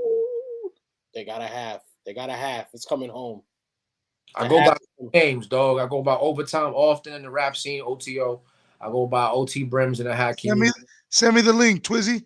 I got you. I go by O in the hood, just one letter. I go by a lot of names, and every single name I was creating some shit. So, well, you know what I gotta ask you now. Now we here to this point is I gotta go ahead and say, what's coming? What do you got? What do you got lined up next? What do you have in the future? I know you kind of touched on the Puerto Rican Supreme team right now. You know what I'm saying? That's pretty dope. You know what I'm saying? But so what you got that happening in the works? What else you got in the works right now? Any submissions we could be looking forward to in the near future? You know what I'm saying? Hopefully I'll be in the West Coast soon. Hopefully I'll be out there with my cameraman from Boston. And you come to the West Coast, you know it's fucking on. You know me and Twizzy are pulling up. You know. Let's go. Yeah, we pulling up. And the same, I'm gonna do the same thing I did in New York. I'm gonna have a promotional. I'm gonna have a camera out there with the intention of shooting something for the promo of these hats for the release. I'm gonna go crazy. I'm gonna have fun. One step at a time, baby. It's that one. Then there's something else coming later, and something else after that in the summertime. Later in the summertime, expect shit from me in the fall, the wintertime. I'm here for the long haul as far as creating goes, whether it be hats, music, conceptualizing videos with my friends. I'm gonna be here. Oh, they got a 7 5/8. Look, see that, bro? Everybody want to get the hats. They seeing the hats now. See, that's the beautiful, brother. You had such a big stock on your hats, bro. People are finding out about them and still want to ahead and go in and grab them, bro. Like that should speak volumes, bro. Because you know what I'm saying, in a community where everything's hype based, people only want the new hot shit. It's like, bro, your shit, it stands the test of time right now, bro. Like people be like, that's just a great hat. I just want it in my collection. I need it. I'm still getting my buzz up. I'm not hot shit, and even when I'm hot shit, I'm still gonna try to keep getting my buzz up. It's just gonna be an ever-ending chase and race to just get better. You know what I'm saying? Oh, yeah. I love that, bro. Try to get better, and you know, shout out to my contemporaries, but y'all ops. Hey, let it know, bro. And I'm not talking about the homies in the circle. I'm talking about any city, state, whoever. If you don't check up on me, anything, I love you, but man, listen, I'm going crazy this year. Crazy. Well, it's dope. Like I said, I'm excited, bro, to be. It's cool. Like I said, you know, you meet somebody on the internet you don't really know. Like our relationship's still budding as a friendship, learning each other how people are. You know what I'm saying? Like you said, you a voice nigga. I like that. Me and Twizzy all day. If you look at our chat, it's the exact same thing. Oh yeah. So it's like but you know, it's like if you don't know somebody, just sending them a voice message at first, you like, damn. I hope they don't think I'm pulling some shit. Like, you know what I'm saying? So it's cool, bro. You know, I'm excited, but if y'all looking to go ahead and get those hats, make sure you do them, bro. Yeah, shout out to that. But go ahead, plug your shit, bro. And for me, this is what's really important for me is opening doors to my homies that want to do this shit and building a network for them. I like that. I like anybody that knows me, that knows not OT, that knows they know that I'm all about showing love and letting you and sharing my network with you. Facts. I'm gonna keep it a buck. Whether it be in the fucking drug game, as far as the weed game I hit when this shit wasn't legal, or when it was legal, I was making connections for everybody to eat out this motherfucker. Motherfuckers are still eating off what the fuck I set up for them, right? Facts. Same thing in the hack community. Motherfuckers are still eating off the shit I set up for them, right? And I'm gonna continue to keep doing that for my homies because that's what I could do.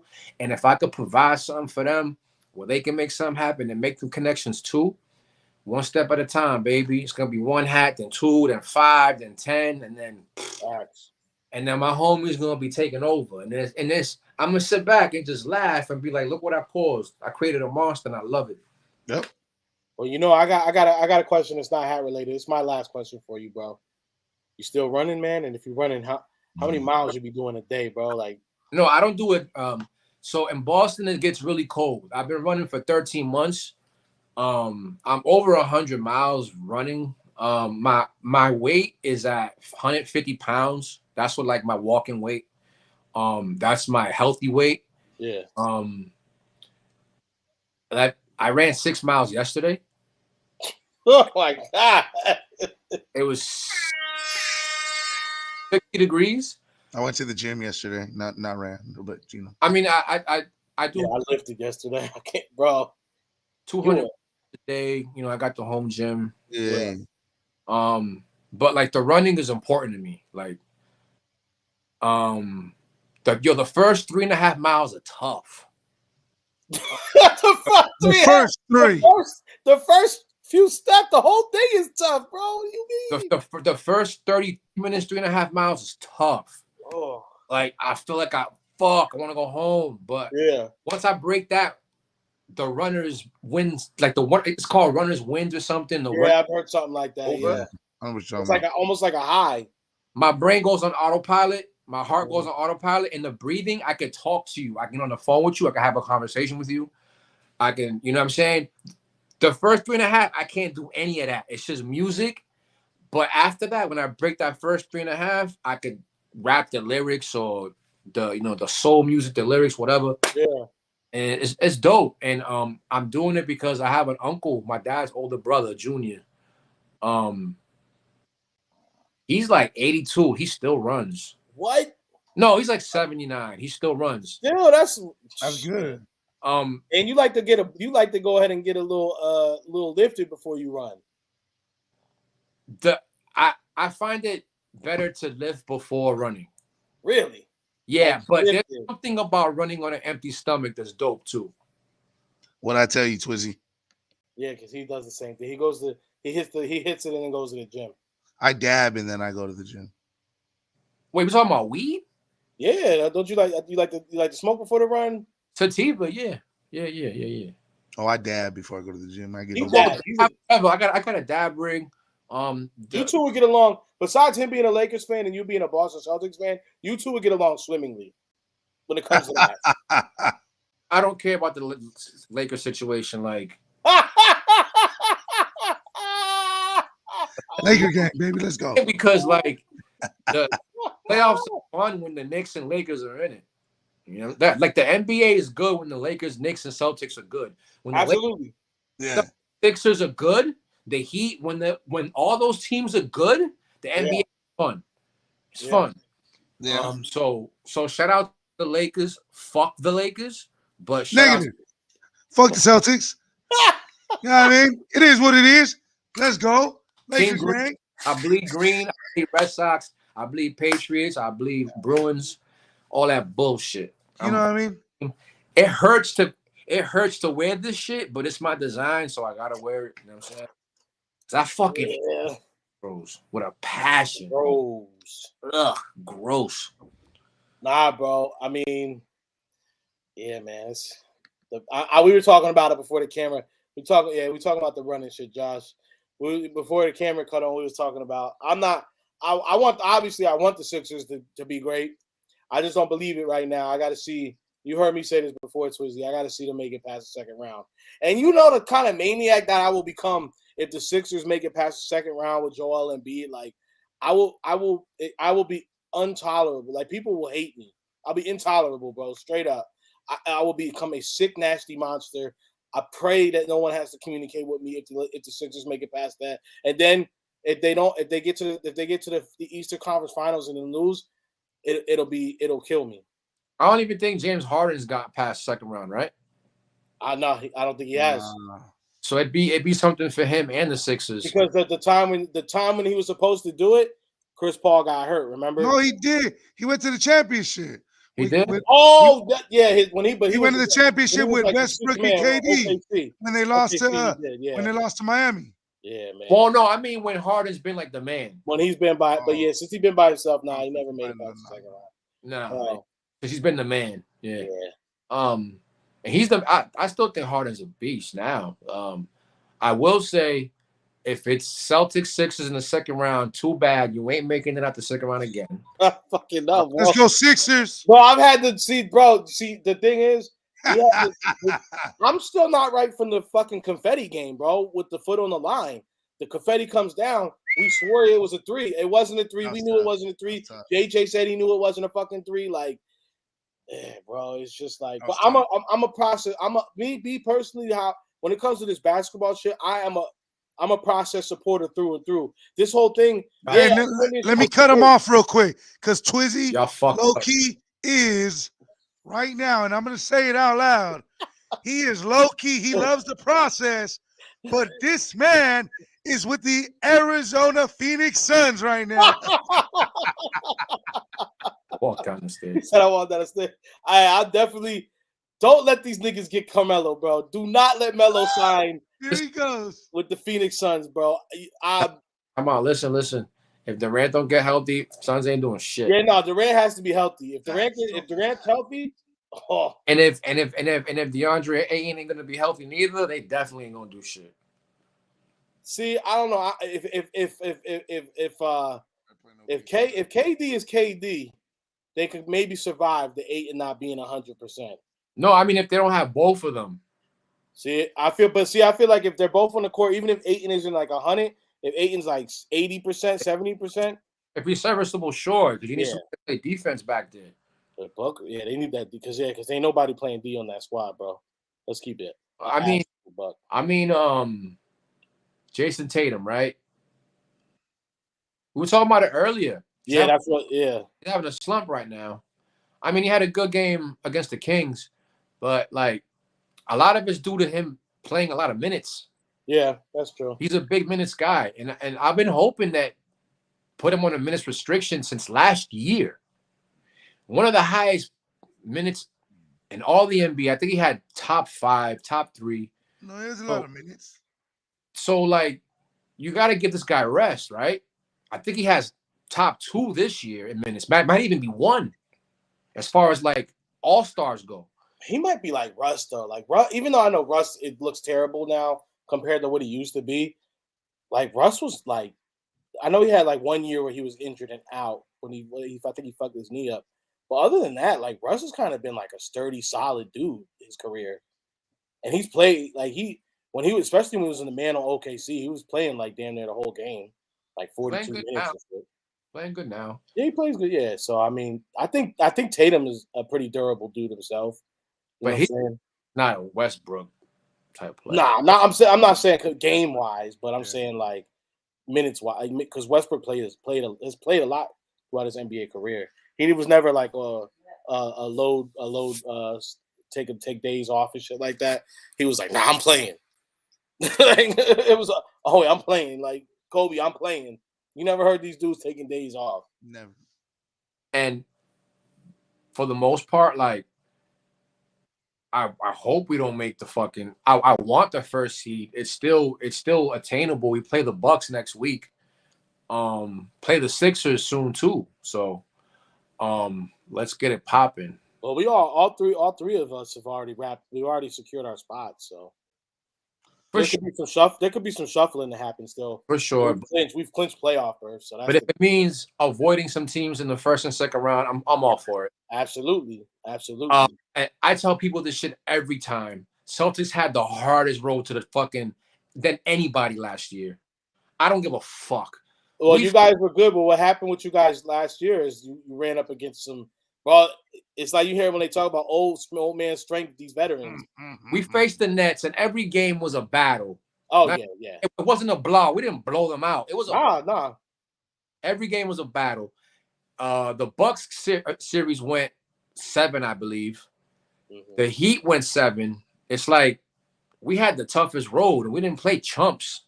No. You know what I'm Didn't the next series? Didn't you guys like literally game 7 with like a win by 3 type shit or some shit like that? It was like Net? that close, wasn't it? Yeah, the next series was like You mean 7 game? games. No, it was 4 games. We swept them. Oh, okay. Swept It was some kind of incredible shot. Oh no, Tatum hit the crazy shots and shit though, right? To end it. Yeah, no, game 4 was close. It was just, Yeah. it was just the nail in the coffin game. You know what I'm saying? Like the final nail in the coffin. Kyrie Irving went to fucking Dallas. Everything started fucking up. You know what I mean? They didn't want to be playing with each other after. Like we buried the motherfuckers after that shit. The rap. You know So what I mean? y'all in the play-in? He was talking about Phoenix last summer after they got swept. Like, Oh yeah, he was out. He knew he wasn't. Are y'all in the play-in right now? Who? Yeah, we playing OKC right now. We all tied up. It's like 8, 9, and 10 are all tied up right now. But I'm saying right Nah, now you guys are sitting in the play-in spot, right? We're like 11, but because we're all tied. But the Lakers is in the 7th seed. They could move up. They say LeBron's supposed to come back, so He about to come back. So I mean, but AD been balling though. AD been holding it down.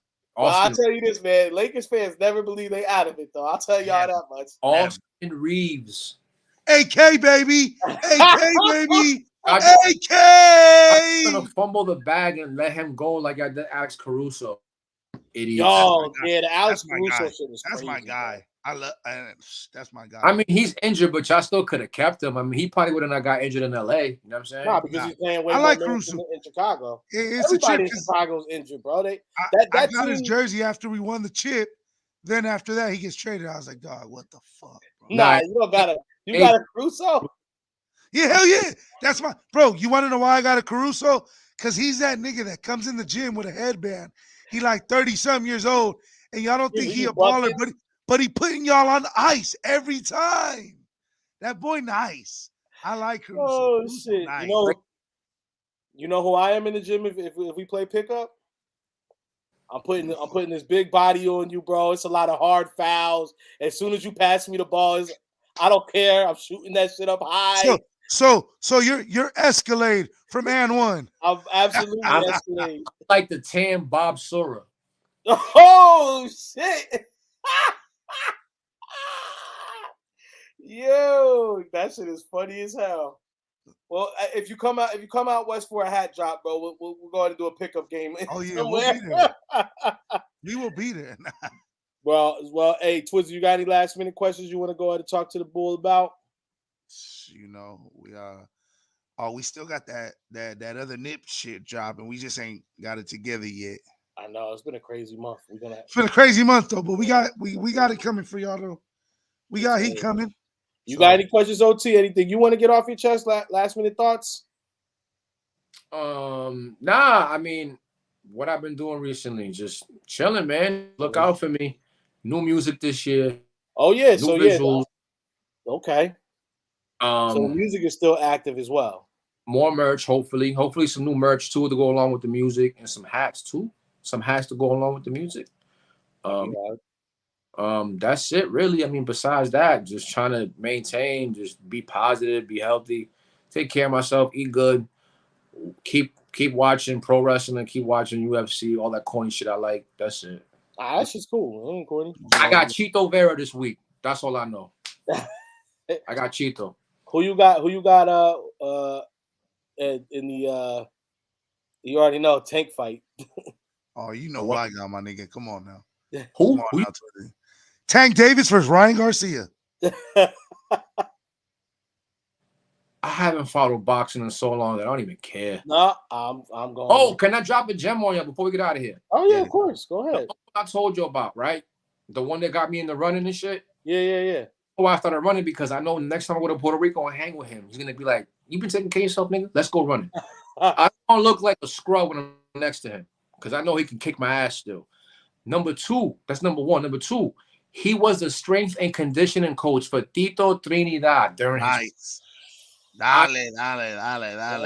If my uncle was still in the comments, he'll tell you that my uncle on my dad's side, that's my mom's side.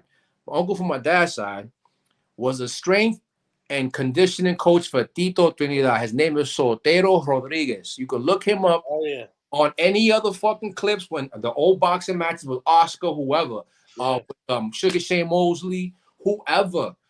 When they go in the corner with his dad, with Tito's dad and the cut man and the other, you know what I mean?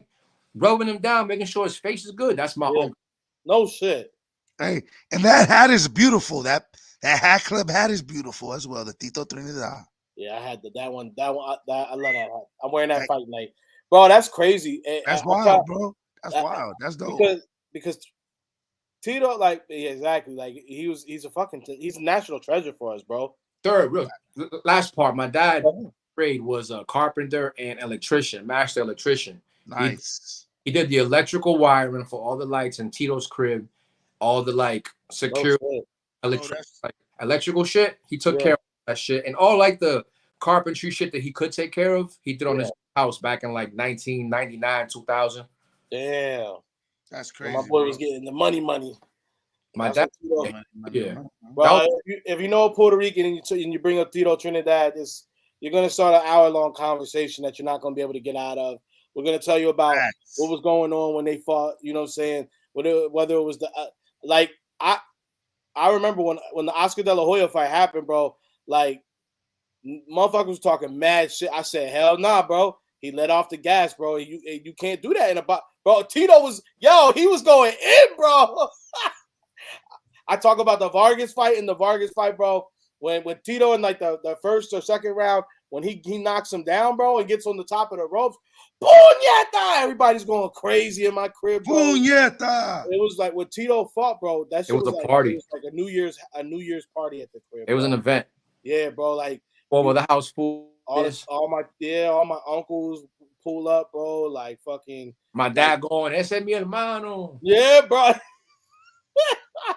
Bro, ice cold brews, just like it seemed like they were never gonna end. Like the arroz con dulces, like by the arroz con gandules, bro, by the mountaintop, like by the mountains, like it was crazy, bro. It would be wild when Tito would fight. Like I knew, I'd be like, oh no, I ain't going to bed tonight, bro. And when he would win, bro, it was like motherfuckers was acting like we won, bro. Like, and me and my boy talk about it like to this day when he lost to Hopkins, I was like, that shit was like a bad omen because I said, remember he went back to the island and then it rained, bro. It rained the Puerto Rican parade out, bro. Like it was all bad back home, bro. It's a whole thing. Don't get me started on this shit, bro. The whole fucking. He was at the World Baseball Classic. Oh, bro, Well, that was a whole nother thing, bro. Oh yeah, we were on that shit. Were you keyed in? Like, were you like really like fucking with it or what?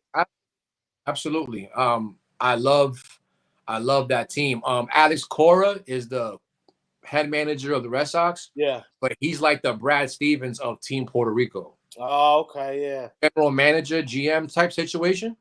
So I have a lot of, you know what I'm saying? Like, I think we have like 2 Red Sox and 1 former player. I think the Red Sox have like 5 Puerto Rican players on the team. Yeah, bro, they did. And then the Mets had, I mean, I didn't have nobody from my squad really over there, but I had so much fun, bro. Just like as a people watching it, like people, I was trying to explain it to like it's a lot of like it basically is like World Cup, you know. I'm like, bro, it's you're going off a countryman, you know what I'm saying? Like that shit. Lindor plays second base, right? Lindor was playing, second base. Or shortstop. Wait, so who's the Phillies' second baseman and shortstop? Oh, right now we got Trey. Well, we got Trey. We traded for Trey Turner. He's playing shortstop, and then Bryson Stott is our second baseman. Okay. So he was playing shortstop. Who's your first baseman?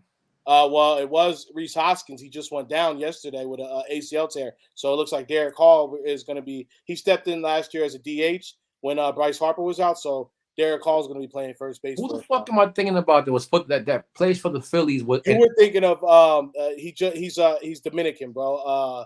You're thinking of why am I thinking of not Gene Segura? Yeah, Gene Segura. Didn't you have a player on Team Mexico too? Well, oh yeah. Our pitcher, one of our pitchers is when we just signed. Fuck, I'm thinking about. You know, you're thinking of we did have a second baseman was Gene Segura, but Gene Segura is Dominican. Okay. Yeah, he's not on the Phillies no more though. They let him go after this. He became a free agent this year. He's playing in Miami now. Okay. And then I mean we got Armando Sosa, but he wasn't playing for none of the national teams.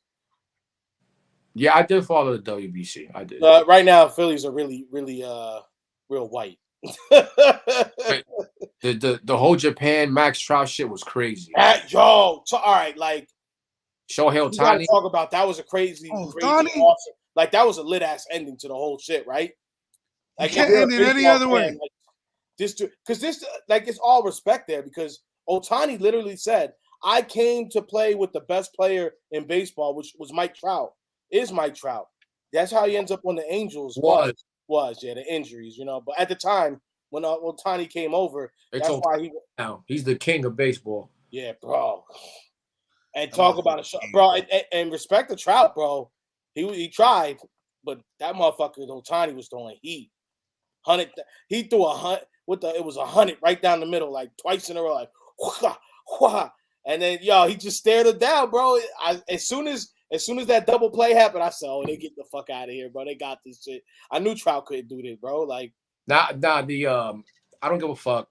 You got to let that dude, Pete Alonso, get a chance there. Yeah, that's how you feel about it. Yeah.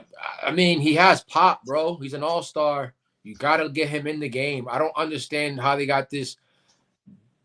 Mark DeRosa fumbled the bag. Like, yeah, man.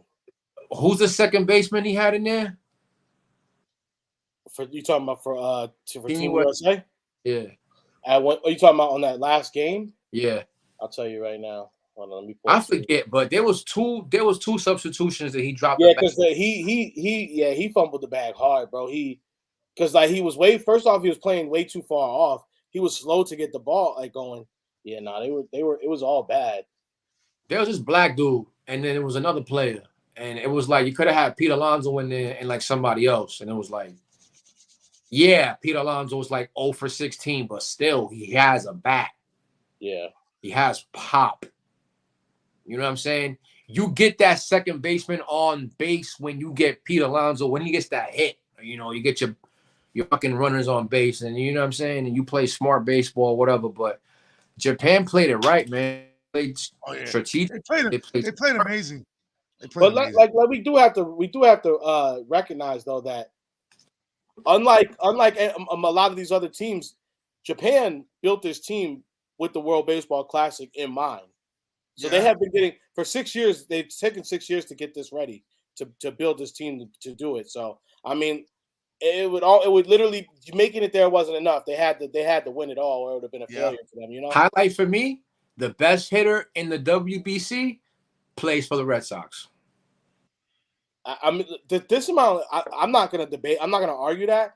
My only issue with your organization is you guys you draft talent really well. You get these guys, and like you realize you had a whole core. You had 3 solid players, and then let them walk in free agency. Who are the 3 besides Sander Bogarts? Well, the Bogarts one is major, right? Because not that major yet. Because who's still out? We have yet to see it play out. Yeah, you're gonna but as of right now, that's a big loss as of right now. And Xander Bogaerts he's still looking healthy, bro. I think Xander Bogaerts still has like a good solid 4 to 5 good years left in him. He still wants to play shortstop. I don't think he's a shortstop. I think he might have 3 more years left at shortstop, maybe. I don't think we have a good farm system of guys right now who are hella younger than him, who second and shortstop, and are going to take his job eventually. So we didn't want to keep him until he was 35. When we have a 22-year-old coming up in Worcester who's might be better than him, and we got Marcelo Mayer. Yeah, he's a second baseman as well who can play shortstop. He's a shortstop who can play second base. True. Like, Andrew didn't want to move out of position either. Like, he could play other positions. He didn't want to do that. So it is what it is. I mean, I don't know. You're right, but I don't blame them. I blame ownership. We got a whack owner, bro. Our owner's more concerned about owning a football or a hockey team or some shit. To pay the paint. Yes, like he has other motives and shit, and the Red Sox ain't in his main view right now. They own Liverpool too. Yeah. Oh yeah, you got. Oh man, yeah. Like if we were a small franchise like the Cubs, or like a small family franchise, like the motherfucking the Pittsburgh Steelers or some shit, like, or you know, the New York Giants, like, yeah, we'd be a better franchise. But You guys paid Kenley Jansen? You guys got paid Kenley Jansen? yes, See that? what's wrong with him? We need more arms in the bullpen. I know. I how much that because you Our guys paid him. struggle was our bullpen. Yeah, nah. I mean, because it's just to me, it's like if you have free. I don't know. I'm a big advocate and keep your guys that you need. You know, We don't have pitching. We don't have But pitching. yeah. I mean, you gotta get the pitching. We just have hitters. We don't Kenley have- Jansen, bro. I don't know because he getting like 20, 25. I know he's getting. I know Kenley Jansen's getting a bag right now. Still, No. nah. What is? Nah, not with us. He Oh. probably got like a 2-year deal. Yeah, probably. From what I can recall. I mean, but getting back to the MVP of the fucking WBC, he was the best hitter statistically, had the most hits, the most. Oh yeah. The left fielder, what's his name? I don't even know his name. Oh, you talking about that was him? Would you say it again? Yoshida. Oh yeah, he's on. Yeah, you guys. He's on your squad. He's our new Japanese acquisition. And before he came to the WBC, he was killing it in spring training. Yeah. I a lot of franchises are upset. That's what I was gonna say. Homeboy might not have been in that final game just for the simple fact that a lot of these MLB. So as much as everybody likes the baseball classic, a lot of these MLB teams didn't want their players there. Well, that's too bad. It's only every 3 years. They can. Yeah, so I think they should do it every 2 years. I would love it to be every 2 years. Son, they play one game every round. That's what I'm saying. Suck it up. It's so easy. First round is like a round robin, whatever. Yeah. Who cares? Like a warm up, basically. We just can't have freak accidents like what happened to Edwin Diaz. But that wasn't even game related. That was the craziest shit ever. It was like we were sick. Me and him were talking when I'm like, wait a minute, like we're literally 1 second celebrating. Next thing you know, they're fucking carting him off the fucking. I'm sick even, and I mean now you know the whole thing's over, but you know so now it's like he's a Met again, but still it's like that was fucking crazy. I was thinking about dyeing my hair blonde, bro. Hey, that's what Twizzy said. Said the same shit. I swear to God, if we would have made the finals, this fucking mop would have been fucking blonde, bro. I would have had. I told him I would have wore a wig popping out proudly. I would have kept it blonde as long as it stayed that way too. And Mac Jones is the real deal. He's a playoff quarterback. I don't give a fuck. I mean, he ain't Jalen Hurts, but he's nice. I think. Yeah, I mean he's all right. He ain't Jalen. Tell the boy, hey, if he needs gritty lessons, we'll hook him up. And you know who Jalen's not? Pat Mahomes. Too soon. Hey, I'm not a Chiefs But fan. hey, but I'm just saying, Jalen Hurts did play a better Super Bowl. Just saying. Yeah, we lost. Mahomes played it on one leg. That shit was fabricated. That motherfucker was faking that shit, bro. He was faking that shit. Y'all sound like Yankee Kurt Schilling fans and shit. Get that negative. Kurt This Schilling nigga turned savage at the last minute. What the hell? That was ketchup in his sock. Negative. The bloody shot game. Right? Shots. Boom, boom. Paul Pierce had to go shit. That's why he went in the wheelchair. Paul Pierce was playing like a little female. Paul Pierce was playing like a female. That's what really happened. Paul Pierce from Inglewood, hating, motherfucker. Paul Pierce was playing like a female. He grew up a Laker fan. You a hater. Hey, nah. Paul Pierce is a hater.